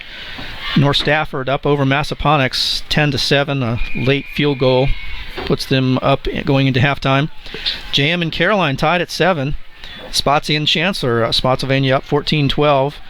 And Cortland now up 21-0 over King George. Fauquier and Culpeper tied at 6. Liberty Eastern View tied at 7. Wow, that's a bit of a surprise there. Eastern View struggling a little bit. Bird takes the shotgun snap, handoff on the sweep to Zach Sims, picking his way along the right side. Well defended by Stafford, stringing the play out. Yeah, not a lot there. Again, Bird trying to be patient and trying to find a little seam to tuck in behind, and Stafford sort of was there and had it overwhelmed. He still gets positive yards, but it's certainly not what you're after. 4 yards on that carry will bring up 3rd down and 11. Colonial Beach leading Northumberland 44-6, and Louisa 21-20 over Orange. Louisa can't quite figure out who they are. They lose last week to Fluvanna. Bounce back and pick up a big win for them. Maybe keep the playoff hopes alive. Bird looking to pass, throwing it long for Pritchett, well out of his reach. Yeah. Pass deflected and almost intercepted by Taurus Carroll. Yeah, Taurus Carroll, actually had a much better chance of that ball than the Riverbend receiver. Carroll sort of outraced him. The pass was overthrown, and Carroll was almost able to run into it like an outfielder. Like Denard right. Spann chasing down a fly ball in center field there at Nats Park. The incomplete pass will bring up a 4th down for Riverbend. Bird stays in to punt. 10 minutes, 25 seconds to go in this third quarter. Our score still tied, 7 apiece. That's a big play for Stafford right here. Just a team that's limited offensively now. Can you give yourself a short field to work with? They tried to come block it. They did. Low punt from Bird. Bounces at the 35 down to the 30-yard line, will be touched dead there. So a 3-and-out on their opening drive for the Bears. Probably not what they were talking about during halftime. Well, now you come out and you just be patient. You haven't given up a first down to Stafford since that first drive. Is that right? Yeah, Stafford goes, they drive for the touchdown, then they go fumble in one play, 4 and out and a punt, 4 and out and a punt. And then they had the one play there before the end of the half. So you've done a good job defensively since that first drive. You just got to hope, you got to keep holding on until the offense comes back around. Crop under center, hands it off to Holly up the middle. Good first down carry. 8, maybe 9 yards straight up the middle for Holly there. I think we'll give them 9 yards on that carry. It's Stafford. That's what they're going to do. They're just going to be simple. They're going to sort of run it right at them. They're certainly inexperienced on the front line, but you look at that front and say, man, that's a big group of players right there, and they're happy to sort of get behind them and just run it up the middle and try to move the chains that way. Joey Johnson in on the tackle on that first down play, and the penalty is probably going to move Stafford back a bit. Yeah, procedure. So now you go from 2nd and 1, now you're back to 2nd and 6. You're still in front of the chains there. Now you need 2 5-yard or 2 3-yard gains, and you got a first down. But 2nd and 1 is awfully nice, isn't it? Certainly opens up the playbook when you can have those short yardage plays on 2nd down. Let's see if they sort of keep it simple here and sort of play for it. Let's get a first down here in 2 plays. I formation. An option to the right for Crop. He keeps it, gets across the 35 to the 37-yard line. Pickup of about 2. And you got disagreeing spots. The far guy says it's the 38, the near guy says it's the 37. They're going to compromise on the 37. It'll be 3rd down and 4. 3rd down and a long 4 for the Indians. Need to get out to about the 41-yard line. And the ball marked at the 37. I formation again for Stafford. Riverbend counters. They have 8 men in the box right now. Heavy pressure. Handoff to Holly. He breaks the first line of defense across the 45. First down carry for Holly. That's a real simple inside trap there. Where they sort of busted off the left guard, pull a guy around, kick somebody out, get up behind him, and run straight ahead and run hard. Ball marked out to the 46-yard line. First down for Stafford. Yeah, that was just a situation. I'm going to have more people, more blockers than you're going to have defenders on this side of the ball. Well, you're going to take advantage of Riverbend's aggressiveness. They get upfield, and that gives your lineman an angle to kick a guy out. The running back's patient, get behind him. High formation again for Stafford. Handoff up the inside to Holly. He gets across the 50. And what do you know? Dakota Sexton comes out again with the ball. It will be marked dead, but that's 2 games in a row now that Sexton has ended up with the ball away from the scrum. Neither time it's recorded as a fumble. 5 yards on that first down carry for Holly. The ball marked into Riverbend territory at the 49-yard line. Clock turning, 7 minutes 42 seconds left in this 3rd quarter. Opening drive of the 2nd half for Stafford. Stafford not running a tight end. They've got like a little H-back instead, and they're bringing him across the formation on the snap, and he's the guy that's sort of kicking out the upfield man, and they're running right behind it. Handoff to Holly on the left. And good yardage again for Stafford. Just simple smash mouth football here for the Indians. And Riverbend has not been able to stop it thus far. Ball marked at the Riverbend 44-yard line, and they're going to call that a first down. Yep. So 2 first downs on the opening drive of the 3rd quarter for Stafford. They are now into Riverbend territory at the 44-yard line. 1st and 10 for the Indians. Here, watch this reverse jinx. Holly, we see him. He's running hard, running straight ahead. Does not have a negative rush yet today. Every one of his rushes has gone for at least a yard or 2 yards or 3 yards. High formation again for Stafford. Here is an option pitch to Holly, and he's going to get down to about the 40-yard line. That was Brennan Leopold on the tackle. That gets him to 16 carries, 100 yards even for Holly there. 4 yards on that carry. He's been running well here tonight. This is the second time now. We saw it on Stafford's first drive of the opening drive of the game. They march down the field really efficiently, really patiently, and avoid the negative play, and they're sort of doing it again here. 2nd down and 6 for Stafford. Shotgun formation this time for Kropp. It's sort of like a pistol look, right? Yep. 2 backs in the backfield. It's almost like an option read type, and it is an option to the left. Pitch to Holly. He has first down yardage inside the 35. Another Bear defender is down on the field. See if we can figure out who that is. It's a first down for Stafford. Dakota Sexton in on the tackle. We'll have a timeout on the field as the injured Bear is tended to. 5 minutes, 48 seconds left in this third quarter. Stafford moving the ball again nicely. Well, it's like I told you, they're not going to run the option much at all. You did tell me that. I did tell you that. I'm here to own up to it right now, that I told you they wouldn't run the option much at all. And that has really been sort of a big yardage play for them to the simple 2-back option where they're rolling Kropp out and bring in Holly behind him for the pitch man, and Kropp's kept, he's pitched. It's worked both ways. It has worked both ways. It was Tyler Thomas that was down. He is up and walking off under his own power. Looks to be favoring his lower back, if you can favor your lower back. He's holding his lower back at least. Thomas, a 6 foot, 255-pound sophomore. It'll be 1st and 10 for Stafford. Ball marked at the Riverbend 31-yard line. Back to the pistol again. They're going to go option, maybe headed the other way to the short side.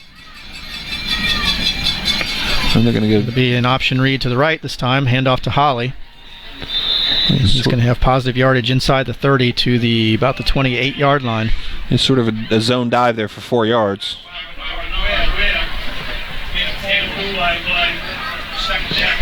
2nd down and 6 for Stafford.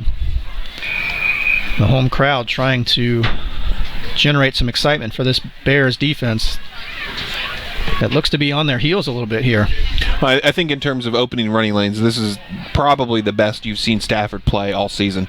They're getting good push there, and they're making holes. Another handoff to Holly. Room up the middle. Penalty flags. 2 of them this time on the play. Holly's up close to first down yardage. Well, it's going to be a hold, though. Yep. It must have been an obvious hold because those penalty flags came from 2 different zip codes. 2 different at the same time. Yeah. I see the 2 flags. I see a Riverbend player standing up from the ground and saying, "Hey, I was just held." And I believe both the side judge and the white hat both agreed.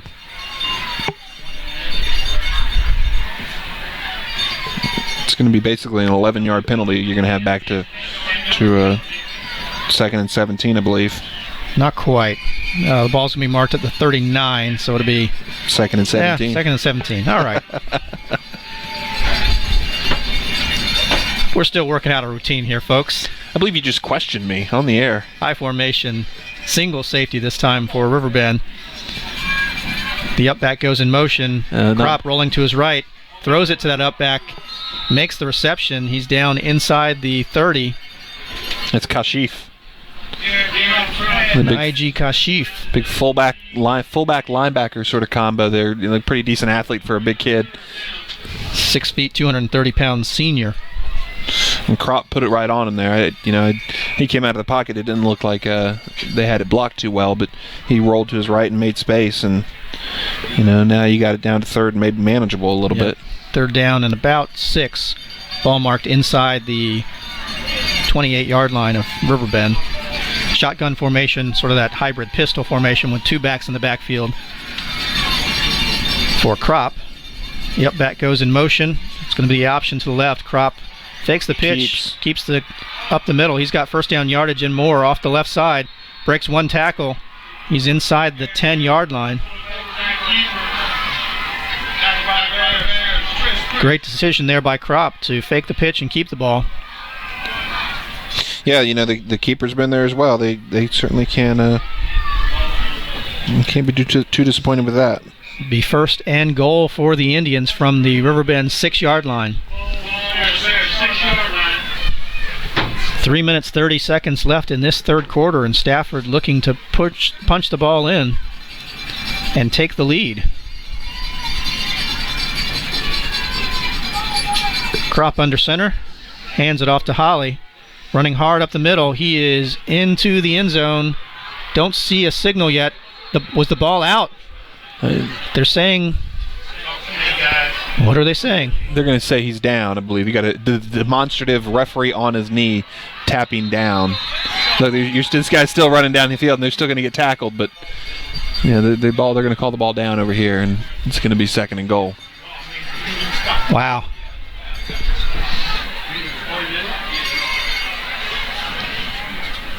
Well, it looks like you're right, Mr. Rice. It will be second and goal from the 1-yard line. Timeout on the field. Zach Sims had the ball and was forced out down at the 20-yard line or so. You cannot stand in front of the heater like that. Come on, man. Seriously. I want my options moved away from you. Reardon, come on, man's here in the booth. Come on, man. Come on, man. Come on, man. I need my office changed. I can't be... Second and goal for Stafford. 3 minutes straight up to go in this third quarter. 14th play of this drive. Started on the 36. And down to the 1 now. About the 1-inch line, maybe. If you can see it that well from here, I'm going to say you're right. I learned my lesson. And you got to figure this is going to be Holly, right? They're going to hand it to Holly, or they're going to quarterback sneak it here. They did the quarterback sneak last time they were in this situation. And they handed it to the fullback. Instead, they handed it to the fullback. Kashif. Still no indication from the officiating crew. It appears that he may... There we go. It's a touchdown. Just as I said it was appearing, he was going to be short. So, touchdown Stafford. A 15-play drive, 14-play drive. 14-play drive. They go 64 yards. Take a pile of time off the clock and just powered it down the field. Only one pass in the whole series there, I believe. But that's you are who you think you are, right? That's what they say. They are who we thought they were, and that's who Stafford is, and who Stafford needs to be. I mean, they can sort of keep the ball, like moving it between the tackles, running it straight ahead. Not a lot of wasted movement from the running back from Holly, and it's working for him. And Riverbend's got to find a way to get off the field, I think, at the least, and certainly Riverbend's got to find a way to get something going on offense. Arius Williams with the extra point. 2 minutes, 25 seconds remaining in this third quarter, and Stafford once again takes the lead, 14-7 over this Riverbend Bears team. This is a shocker in the making here, Justin. Well, I think certainly this is, I think on paper, if you follow high school football in the Fredericksburg area, you would call this score a shocker. And, I think it's going to be on Riverbend. They're going to have to sort of, get stuff going. So this has been a team that has displayed some pretty impressive character, quite honestly, thus far, but they certainly are going to be tested here tonight, and maybe tested on a night that they were not expecting. You said it when we were kicking off, trap game. Is this one where Riverbend said, hey, we're going to show up and we're going to win, or, and maybe sort of giving them something else to think about. Arius Williams with the run-up and the kick, squib kick to an up-back, and fielded cleanly, and a fumble. Stafford's acting like they got the ball. Acting like they have the ball, and have not seen a signal yet. Now I have. Turnover. Not sure who that was. Let's see.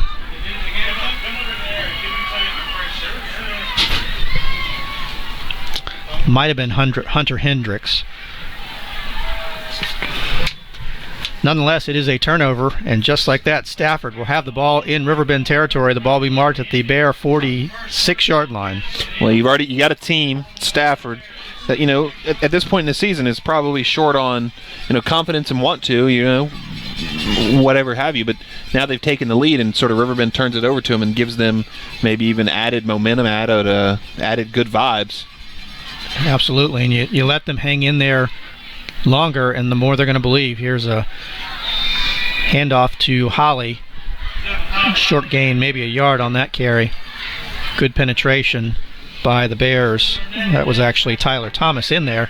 Good to see him back in after missing a couple plays with that injury. 20th carry of the game for Holly. I'm not sure they have another running back that's allowed to touch it. There's some sort of statue in place in Stafford County where only your primary guy can carry the ball. And, short of the option, where right. Crop doesn't pitch it, or the little 1-yard dive to Kashif, it's been Zevin Holly, the Zevin Holly show. 2nd down and 9 for Stafford. An option keeper for Crop. Bullying his way up the middle. Tyler Thomas again in on the tackle. And Crop just lowering his shoulder and sort of going hard there. He just trucked him that time. Ball's going to be marked at the 39-yard line. It'll be 3rd down and about 3.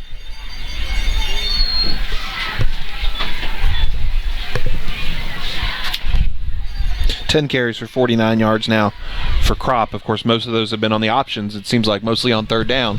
Suddenly they're coming around and finding him open, and finding a hole. Riverbend fans making some noise. Trying to will this team. There's your option on Crop 3rd down. with the keeper. Wow. Inside the 30, inside the 25, running hard, inside the 20. Garrett Crop running hard with authority. Yeah, that's a great run for that kid, and a team that's struggled, and I'm sure right now it feels great to have success on the field, and you're moving the ball, all the things you're practicing all week are suddenly working, and here you go, Stafford knocking on the door again with another option play. Ball's gonna be marked down to the 18-yard line. 1st and 10 there for Stafford. We are running out of time here in this 3rd quarter, and Stafford looking to put more points on the board. Hand off to Holly, why not? Up the middle. Another 5 yards. It's certainly Stafford that's getting the push up front right now. It's certainly Stafford's winning that battle. Dominating the line of scrimmage, no doubt. That's going to do it for the 3rd quarter. We will head to the 4th quarter from Riverbend. Our score, Stafford 14, Riverbend 7, and Stafford on the move. Well, this is really quite amazing. Did not expect this from either of these teams. We knew that this Stafford team had the ability. The question was, were they going to be able to put together some sustained drives? 14 plays, you can certainly say yes, they have. Well, I'd like to say that Stafford has avoided, self-inflicted mistakes, but they really haven't. It's just that when Riverbend got those possessions in the first half, they didn't take advantage. They did not take advantage. And now Stafford has, and the Indians, the Indians between the tackles running game has looked like it's really difficult for Riverbend to stop for whatever reason. Riverbend's just not matched up with it well, and Stafford I think has blocked it pretty well and gotten pretty good surge. And now Riverbend has made some mistakes, and we'll see if Stafford is able to take advantage of that. Folks, need a hand with your mailing, shipping, or business services? Visit Mail and Gift Connection at Harrison Crossing Shopping Center. They are a full-service mail and shipping center with private mailboxes, packing materials, office supplies, and that wonderful selection of gifts, including those famously fragrant Tyler scented candles. Visit Mail and Gift Connection at Harrison Crossing. Let them be your gift it, pack it, ship it, and business services partner. Stafford. This is a false start was offsides. It looked as though the center had simulated the snap, and I think he did. It'll be a false start against Stafford. That'll march them back 5 yards. Instead of 2nd down and 6, it's going to be 2nd down and 11.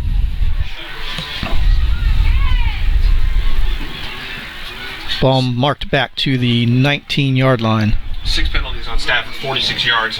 4 penalties on Riverbend, 25 yards. It's pretty even.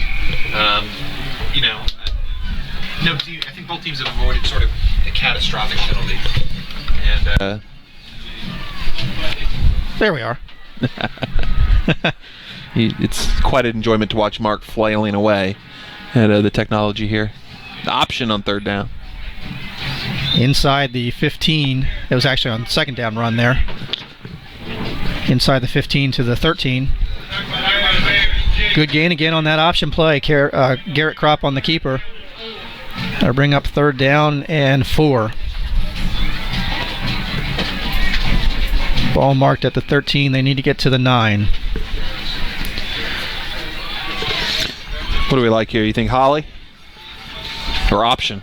Well, they're lined up like an option. They're in the pistol. Oh, they've run that power here. It'd be to the right side where they have the H-back, and sort of they're going to leave with that H-back, and they're going to leave with the back standing next to the fullback or the quarterback, and they're going to hand it to Holly, the deep man, and sort of run it off right tackle maybe. They're going to run option to the right side. Kropp with the keeper. Running hard. Did the ball come loose again? I believe the ball came loose again. Riverbend says they have it. Let's see what the call is here. There we go. Officials are indicating it is Riverbend ball. Garrett Kropp with the fumble. And Riverbend comes up with the ball. There you go. That's C.J. Washington coming up. That's his second turnover of the night. Washington with the interception in the first quarter and now in fumble recovery in the fourth. And you need something there. Stafford goes in there and put points on the board. Suddenly you're in a real deep hole. Absolutely. Yeah. 11 minutes left in this fourth quarter. Riverbend trailing 14-7. They will take over 1st and 10 from their 6-yard line.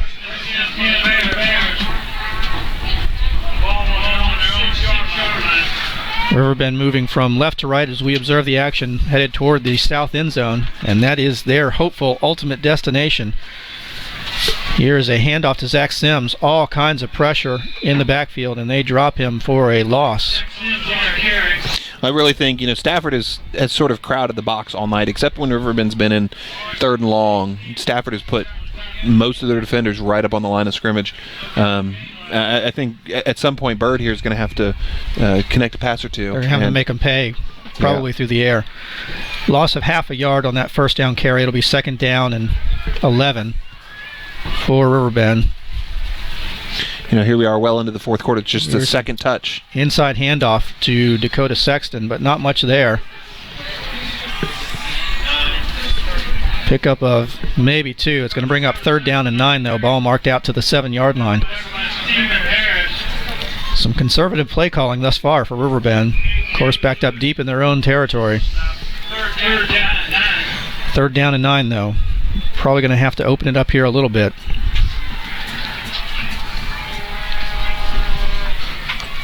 Bears break the huddle. Single receiver split to the left. Shotgun snap to Bird, looking to his left to pass. Lofts it out there for Burnett, and it's going to be intercepted. Well defended by Stafford. It's sort of a punt. They just ran a straight fly route, and the defender had the better position and was step by step with the receiver. And that was Connor Bourne, the intended receiver. That's the 3rd turner of the game there for Riverbend.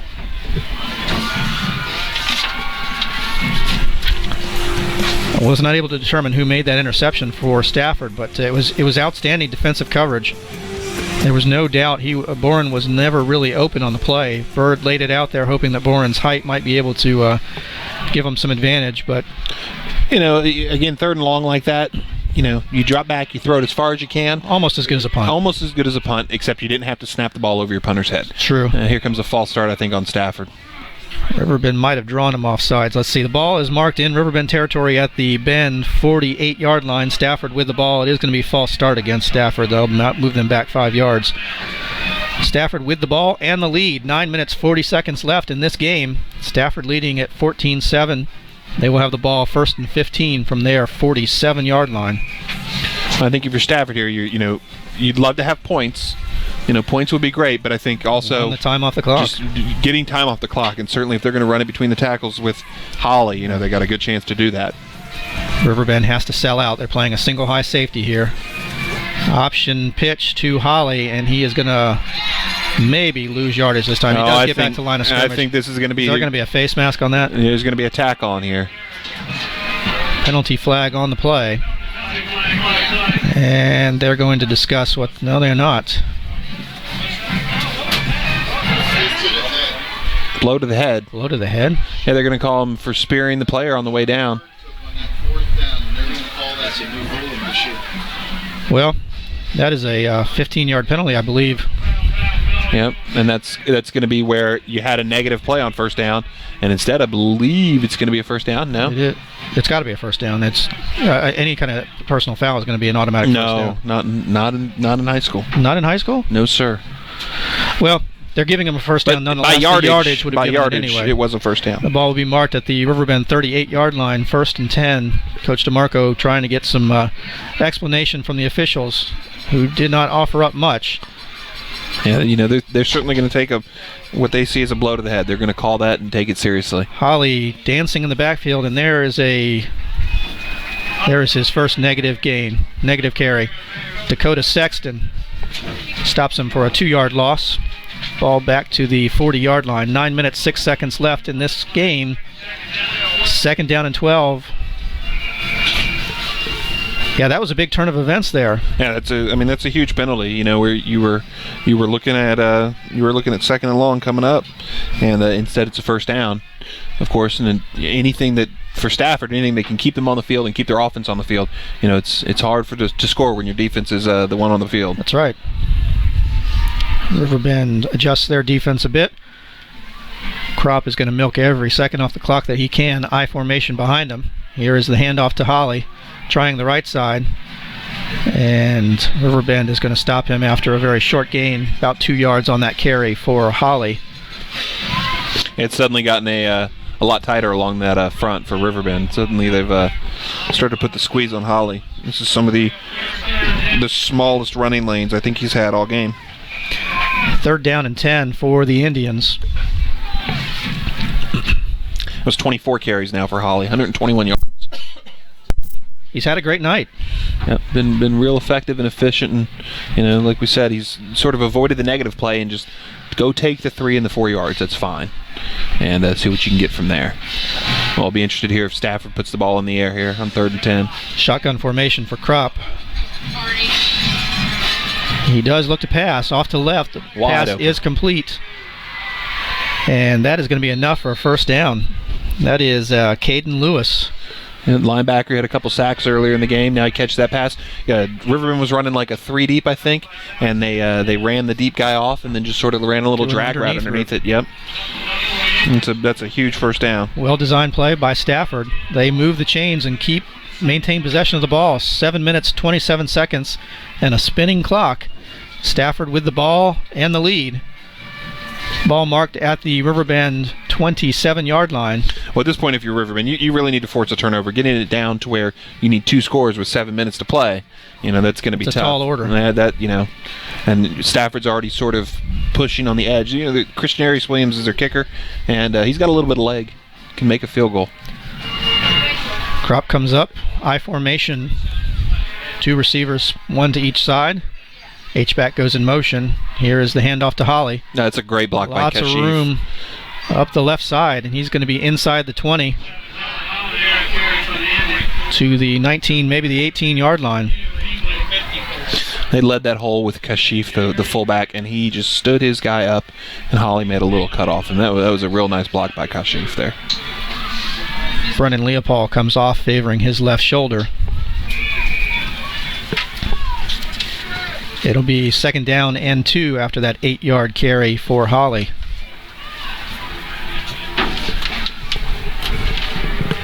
Stafford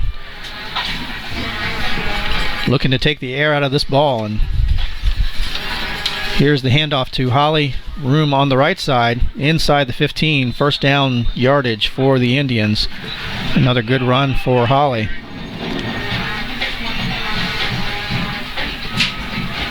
Yeah, another 5-yard gain right there. Going to give him another first down.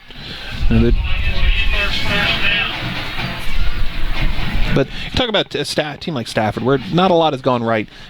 Actually, that's got to be some of the easiest teams to sort of rally around some breath of success, and that they're doing this and they're moving the ball. They've got to feel very positive and just sort of flying high right now. Hey, the big whoops has not come tonight, and we're leading this game and in a great position to extend that lead. Yeah, absolutely. 1st and 10 for Stafford. Under 6 minutes left in this game. Here's a handoff to guess who? Holly. Good tackle from Keanu Hinckley on the first down. Gain of 1 for Holly. Yeah, they left Keanu there unblocked. He was playing at the defensive end spot, and they did not put a man on him, and comes back and makes a nice tackle for just a short gain. 2nd down and 9, but most importantly for Stafford, they still have the ball and the clock is turning. We are now down to 5 minutes and 10 seconds remaining in this 4th quarter. Joey Johnson aligning his defensive front. Here is a toss to Holly this time. First time we've seen this play. A little halfback toss to the right side. Riverbend strings it out, tackles him. Holly intelligently does not go out of bounds. And did he stay in? He stayed in. That's a nice play if he did, yep. So the clock keeps turning. It'll be 3rd down and 7. Ball marked right at the 10-yard line. 4 minutes, 37 seconds remaining in this game. Stafford looking at a 3rd down. I think what you're going to do here is you're going to figure out which side of the field you want your field goal kicker to kick it from. Turn it into a 2-possession game. Yeah, go make it a 2-possession game with 4 minutes left to play. Crop under center, I formation. And here is the toss to the left, and Holly has room. He's inside the 5 and into the end zone. Touchdown, Stafford. They completely outflanked the Riverbend defense. Came back, sort of a toss to the weak side, it looked like, and just had the guy outflanked. And Holly did a great job picking his hole, and touchdown. And now you're real in trouble if you're in Riverbend there. My oh my.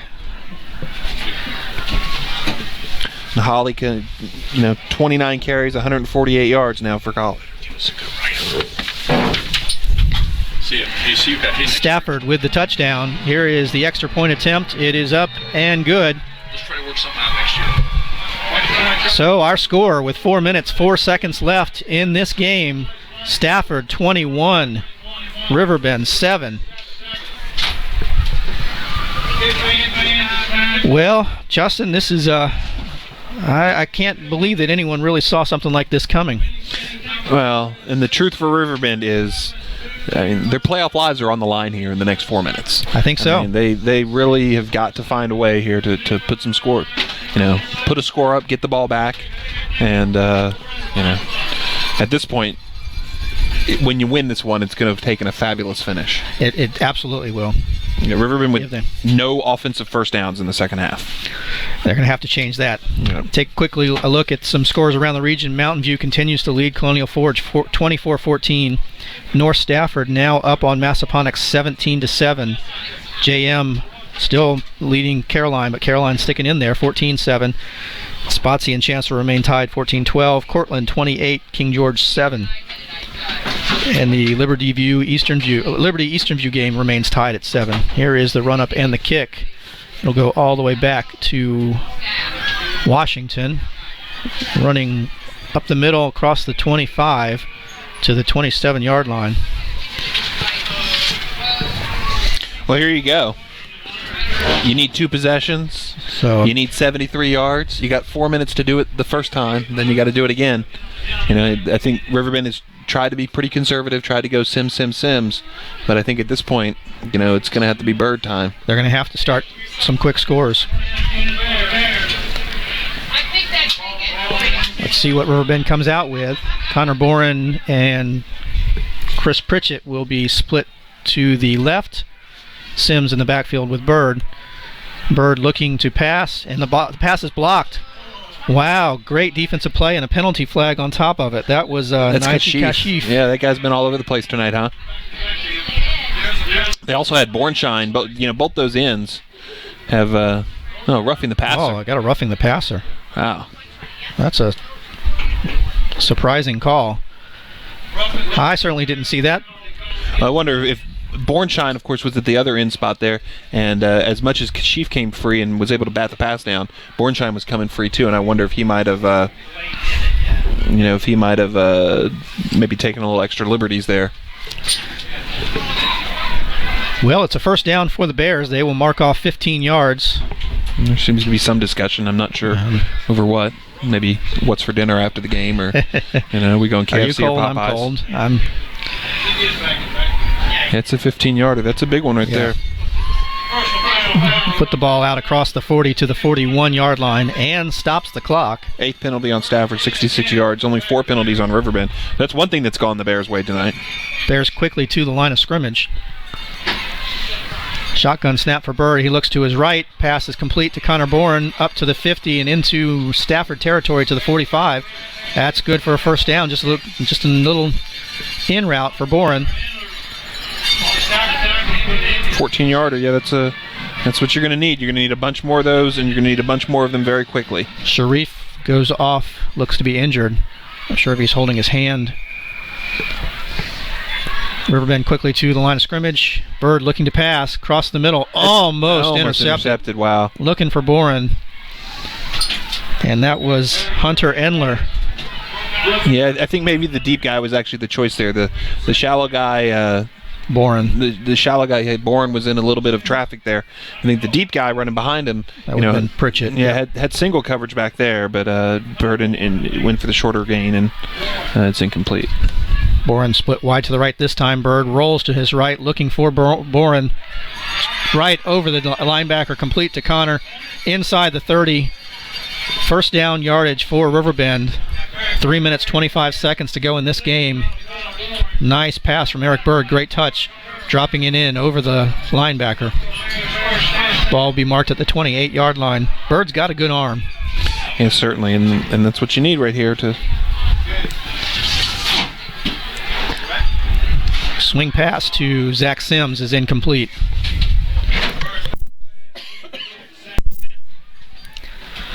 An incomplete pass is certainly not the worst thing that can happen right here. You get an incompletion. All right, let's come back with the clock stopped and let's think about it and try again on second down. 3 minutes, 17 seconds remaining in this game. Stafford with a 21-7 lead. Yeah, this drive started 26 with 3:57 to play. So 40 seconds to come this far, to come, 24 and 22, 46 yards is, that's what you got to do. Shotgun empty backfield for Bird, looking to the left. Passes to Sims. He is met right there. Makes the catch, but is dropped at the 25-yard line. Well, dropped inbounds and short of the first down. First down. Pickup of about 4 on second down. Under 3 minutes to go now in this game.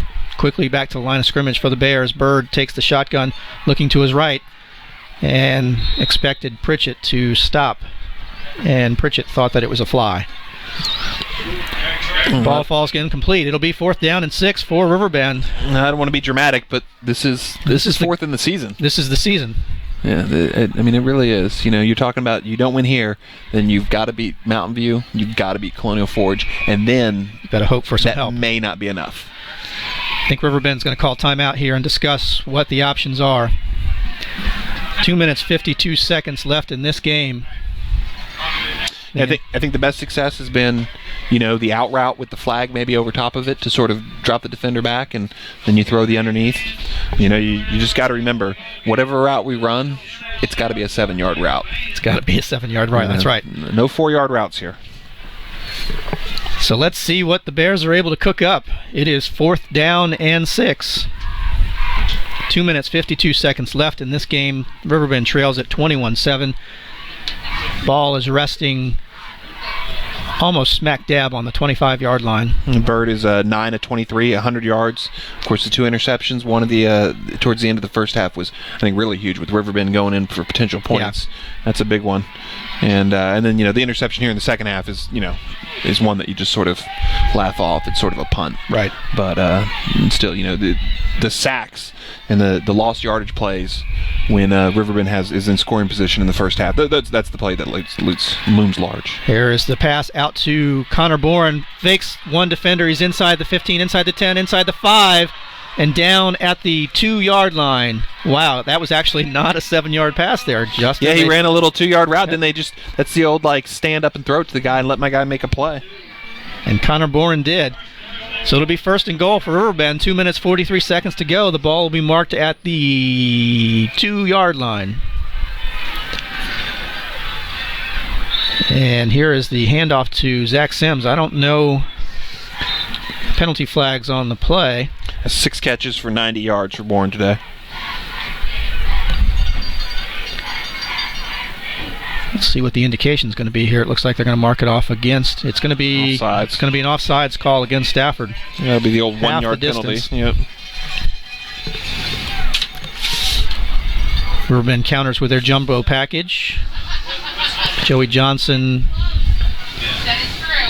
I think from a half yard out, Bernard Webb. I think you go quarterback sneak here, or maybe I guess you could go Sims, but then you got to hand the ball off and you got to hand it off deep. So maybe you just go Sims and try to barrel. It is Sims. He's met in the backfield, and he is going to be short. We've got to score quickly here. 2 minutes, 25 seconds to go. Second and goal for Riverbend.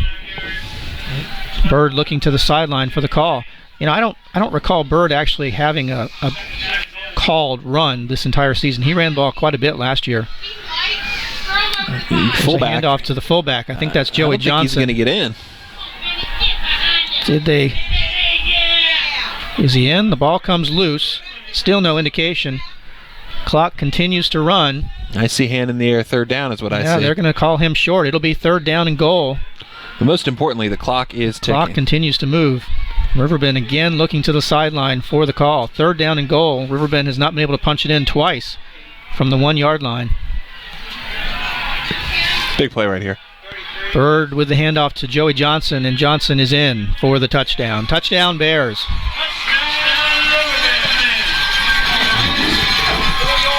Minute 34 seconds to go. Riverbend punches it in from 1 yard out. Joey Johnson on the handoff. How about that? They get away from Sims. They go to Joey Johnson. His first touchdown of the year, I believe. Well, they gave him 2 tracks at it. He had the second down carry for no gain, and then he has the third down carry for a touchdown. Bears had the wrong personnel on the field there. Lance Da Silva on for an important extra point attempt. You just don't want to take a timeout here. The kick is good. That was one of the things that haunted them last week. A high snap on an extra point attempt cost them 1 point, and that really was the difference in the game. So Riverbend scores 21-14, a minute 34 seconds. We have not seen Bend attempt an onside kick thus far this season. I have a feeling that's going to change here in just another few minutes. Yeah, you got to think you go onsides here, and then if you don't do that, you still got your timeouts. You're still going to try to punch, make a stop, and get the ball back, right? Let's see. They have 2 timeouts left. They used one there on that fourth down call. That's right. Yep. 1 minute 34 seconds left in this game. Riverbend with the slightest of hopes, but the hope exists nonetheless.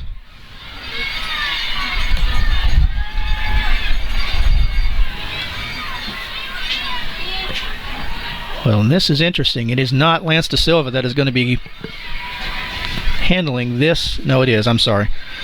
I was going to try to build some tension for us. And what do you know? It is Lance Da Silva that's going to be handling this onside kick. Da Silva, a soccer player. I think this is certainly one of the funnest plays in football here, the onside kick try. When everybody knows it's coming, let's see if we can kick this thing just soft enough. It'll come to the right. Hands team on the field for big a bounce, big that's hop. what you want. It takes a big hop for Stafford, and it looked like Derek Brown came down with it. So here you go. You need stops, you need timeouts, and then you need a lot of luck. Yeah, it's Let's see. 2 quick timeouts, 45 seconds. They may be able to force Stafford to punt. 2 quick timeouts.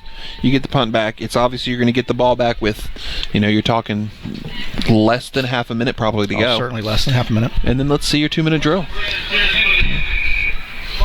Certainly with Bird. It starts with stopping it though. You got to make sure that Holly has been a workhorse here tonight, and you got to believe that Stafford's going to stay that way. I think 1 first down and Stafford can put it away. Crowding that line of scrimmage, handoff to Holly. Riverbend stuffs him for essentially no game. Quickly with the timeout call for Riverbend, their second of the half. And he's getting 1 yard in the Freelance Star tomorrow. 30 carries for 149 yards now for Holly. 2nd down and 9 for Stafford. I have a feeling we'll be talking about that young man in the Gridiron Report next week. I believe his name may come up. I have a feeling. Yeah, call it a hunch. I think you also got to talk about Kashif and Bornschein. Sometimes, guilty as charged. The newspaper guys were, we can get stuck on the offensive guys, but, the plays, especially that one, the early drive where, Bornschein and Kashif and Caden Lewis, sabotaged that drive with 3 sacks. 3 sacks and four plays, yeah. Yeah, then it was 4 straight negative yardage plays with the drop snap as well. Yep. And, that really set the tone, just the way that Stafford has been able to sort of short-circuit those Riverbend drives. Yeah, it absolutely did. Both teams called over to their sidelines for the huddles here. Stafford not very familiar with being in this position late in the game with the lead. I believe Mark was just chastised for spoiling. That's not a spoiler. That's a teaser. It's a teaser. Come on, man. Come on, man. Get your come on, man's right. It's a reefer. 2nd down and 9 for Stafford. Crop under center. Here is a toss to Holly. Quickly taken down by Dakota Sexton. No, Joey Johnson. Yeah, they go toss, and Holly looks like he's more than happy to fall down inbounds. Yeah, absolutely. He did manage a yard, though. No, maybe not. Lost a yard there. We'll be back to 3rd down and 10. Yeah, sure enough. Riverbend calls their last timeout. 1:16 seconds left in this game. No more timeouts for the Bears. 3rd down and 10. So you get a stop here. They're going to burn 25 seconds off or so between 3rd and 4th down. You're going to be at around 50 seconds left when Stafford punts the ball. Assuming you get a stop here on 3rd down. Yep. Riverbend will get it back with about 40 seconds to go. You got to think Stafford is certainly just going to run the ball here. I think any kind of pass play, there's no need for a 1st down. Nope. But when you get Stafford into a punting situation, and they've certainly had issues, deep snapping the ball. Their punter, I've seen him kick very nicely. He's also been sort of hit or miss. He rolled the pressured under that first one. Yep. And that the pressure is probably a measure of how quickly they get the snap back to the punter. There's a reason why they needed to be sharp and quick. Every second counts back there. So you're Riverbend, you're going to send the house, and you're going to hope to block it. But here you go. First, you got 3rd down. You need to stop. That's right. 3rd down and 10. Handoff inside to Holly. Met in the backfield by 2 defenders. Outstanding play by Riverbend. Brennan Leopold, Keanu Hinckley. That's going to be a 3-yard loss. Holly's biggest negative play of the game, and it's a shame, frankly, for Riverbend that it's been sort of the last 2 Stafford possessions that they've sort of figured out what Stafford's got going on with the running game. Stafford may be content just to take the delay of game here and let time run out. Or you let it down, you kick it down, and call a timeout with a second left on the play clock. No, they're not going to. No, they're going to line up here. Let's see what they do. We are now under 37 seconds. That ball was not marked very quickly. That's got to be. Yeah, here you go. Now Stafford's going to call its timeout and just sort of discuss this. Yep. Timeout Stafford. 32 seconds left in this game.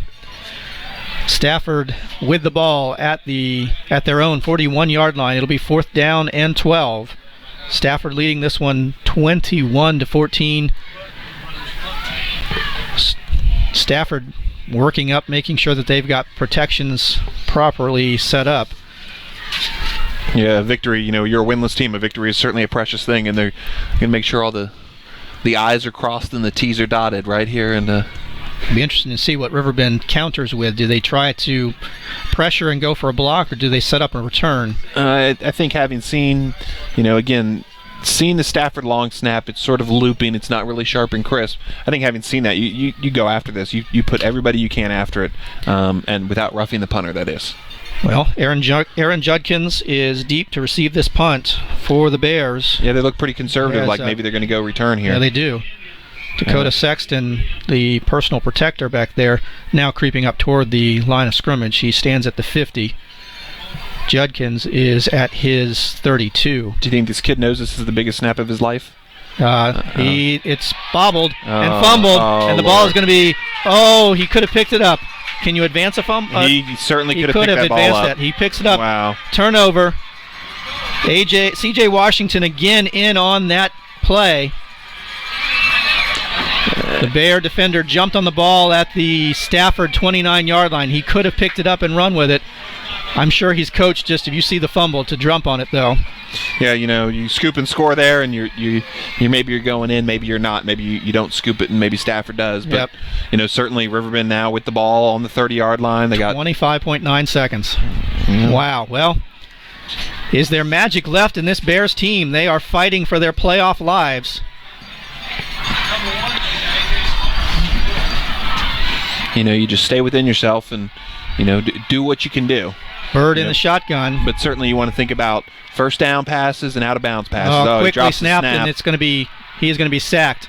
Oh, that's bad. The snap, and there's no timeouts. 20 seconds now, 19-18. They're going to have to get up and clock the ball very quickly. The ball gets kicked. It has not been marked for play yet. 10 seconds. 9, 8. Well, I'm not certain that was a Stafford player that kicked the ball, but the ball was kicked, and that ran off another good 10 seconds there. Yeah, it's Caden Lewis with the sack there for Stafford, and gosh, the sacks in the first half right here in the same part of the field, and the sacks here, that's just a monster play for Stafford's defense. Well, here it is. 5.5 seconds to go. It's technically third down, but the downage does not matter. The ball is marked at the Stafford 39-yard line. Loss of 10 now. Second down, right? No, they clocked the ball. You're right. They clocked the ball. Third down. Yep. But this is it. Third down in the game. Bird, under pressure, heaves the ball deep in the end zone. He's got a man. Tristan Burnett was there through his arms. Oh, my goodness. I keep calling him Tristan Burnett. That is Chris Pritchett. And that's your game. And that is the game. Through the hands of Chris Pritchett. And Stafford is going to win this game. My goodness. Justin's going to have to run down on the field. I'll be following here in just a moment. Appreciate you spending some time here with us, Justin. What a game we saw. Yeah, it's quite a game for sure. Stafford, Riverbend certainly had a play to make there at the end of the game to try to win the thing. So Stafford is able to hold on and come away with an upset victory, 21-14 over these homestanding Riverbend Bears. A last-second heave into the end zone intended for Chris Pritchett goes through his hands and incomplete. And the Bears fall to the Indians and now have lost 3 in a row. The Bears fall to 5-3 on the season. Their playoff hopes almost certainly dashed. What a shocker here, folks. 21-7 our score from Riverbend. We will take a break and get down on the field for some post-game interviews. I'm sure we're going to have some stunned players and coaches on the field, though. Stay tuned, folks.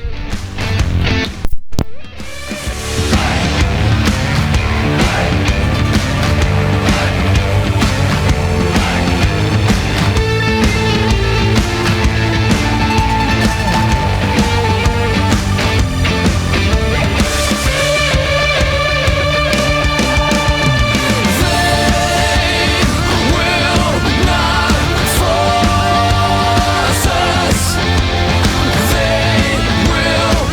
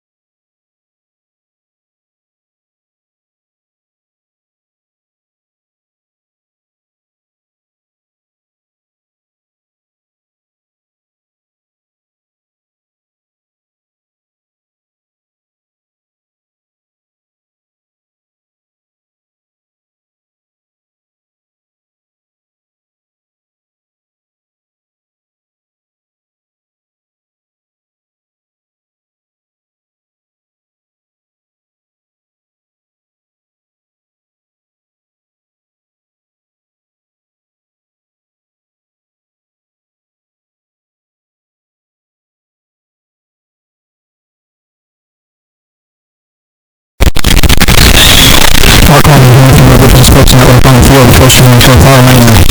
Heartbreaking 21-13 loss at the hands of Stafford. Coach, you really feel about a track here and came to fruition. What did you tell the kids out there? You get to flip the season like this, you got two options. You know, turn on your brothers, stab them in the back, complain, point fingers, or just suck it up and come to practice on Monday and work harder. And that's what I'm hoping we're going to do. Team had some opportunities in the first half. 4 possessions in Stafford territory and came away with only 7 points. That was a forebear of what was going to happen, it seemed like. Why was the team able to put some points on the board? Well, that defense is not an 0-7 defense. That 52, I think he may be the best defensive lineman I've seen all year. He's a stud rusher, and we struggled blocking him. And they had a couple other good plays, 42, 24.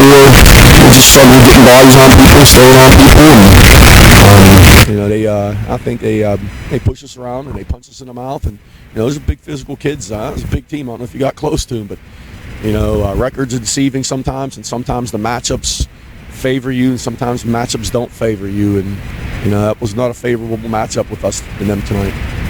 That's actually 2 years in a row that they've surprised you. They are a big team. Boy, that Holly number 24 was running hard too, but they were winning the line of scrimmage. It seemed like they were getting 2, 3, 5 yards almost every time they touched the ball. Yeah, and I think they pretty much won the line of scrimmage on both sides of the ball, offense and defense. And we're going to come out, we're going to try to work on that and do a little bit better. And we got 2 tough games left, and Mountain View's a well-coached team. They're a good team. I heard they were beating Colonial Forge tonight, and then we got Forge at the end of the season. So we're going to try the best we can to win these last 2. The playoffs are not out of possibility here, but there's still some pride left. And I know that you, one of the big things that you've been talking about is instilling that winning attitude, that building the winning tradition here. You've taken 3 shots now to try to get that 6th win, which would give you the winning season. I think you guys still have it in you. Do you think the team feels like they've got it in them? Well, I mean, we're an extremely young team. We have a lot of juniors and sophomores on the field, and everything we're trying to do this year is in hopes of building towards the next few years. We're not putting all of our chips, right now, and it's not a do or die right now for what we do. We're trying to build our offense for the future. We're not just trying to build the offense for certain games and tweaking things and changing offense schemes. We're trying to keep our scheme consistent, trying to get better at what we do, and we're going to just keep working to try to get a little better. That's an outstanding attitude, and I'm happy to hear that. Despite how unhappy this game ended, and it sure looked like it was going to just be some magic there with the. It wasn't a blocked punt, but the snap that was bobbled, get the ball back. Couple of negative plays, but then that pass, it looked like it went right through Chris's hands. I've seen Chris in 7-on-7 make that play so many times, and he just didn't make it tonight. Not only did we have all the distractions of homecoming, but first time you get in a game where it's 30 degrees or 38 degrees or 40 degrees, you don't know how your team's going to react until you get them out there. Someone mentioned that on the way out, and I said, listen, I don't know how we're going to react to this. We'll find out tonight. We stayed outside. It was a pretty cold day on Wednesday. It rained and it held, and we just kept on practicing. And I thought the kids practiced well through that, and we'll just have to do a little better job this week. It is pretty cold out here. I'm shivering, Coach. I've been up in the press box and generating my own heat. You're out here in shorts, though, so Pennsylvania blood. Well, Coach, I appreciate the time, and forget them. There's still some games to be played, and these players can do everything they got. So appreciate the time. Thank you. Well, folks, that'll do it for this game. Homecoming 2013 does not end as the home fans would vote. Stafford pulls the upset, 21-14. For the Riverbend Sports Network, this is Mark Coleman. Thanks for listening, folks.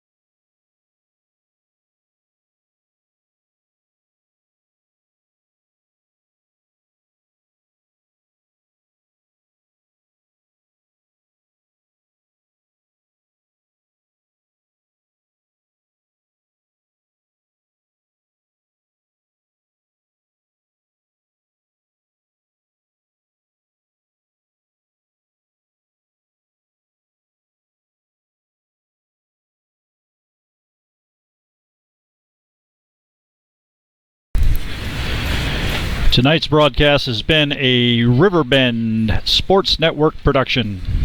Copyright 2013, all rights reserved.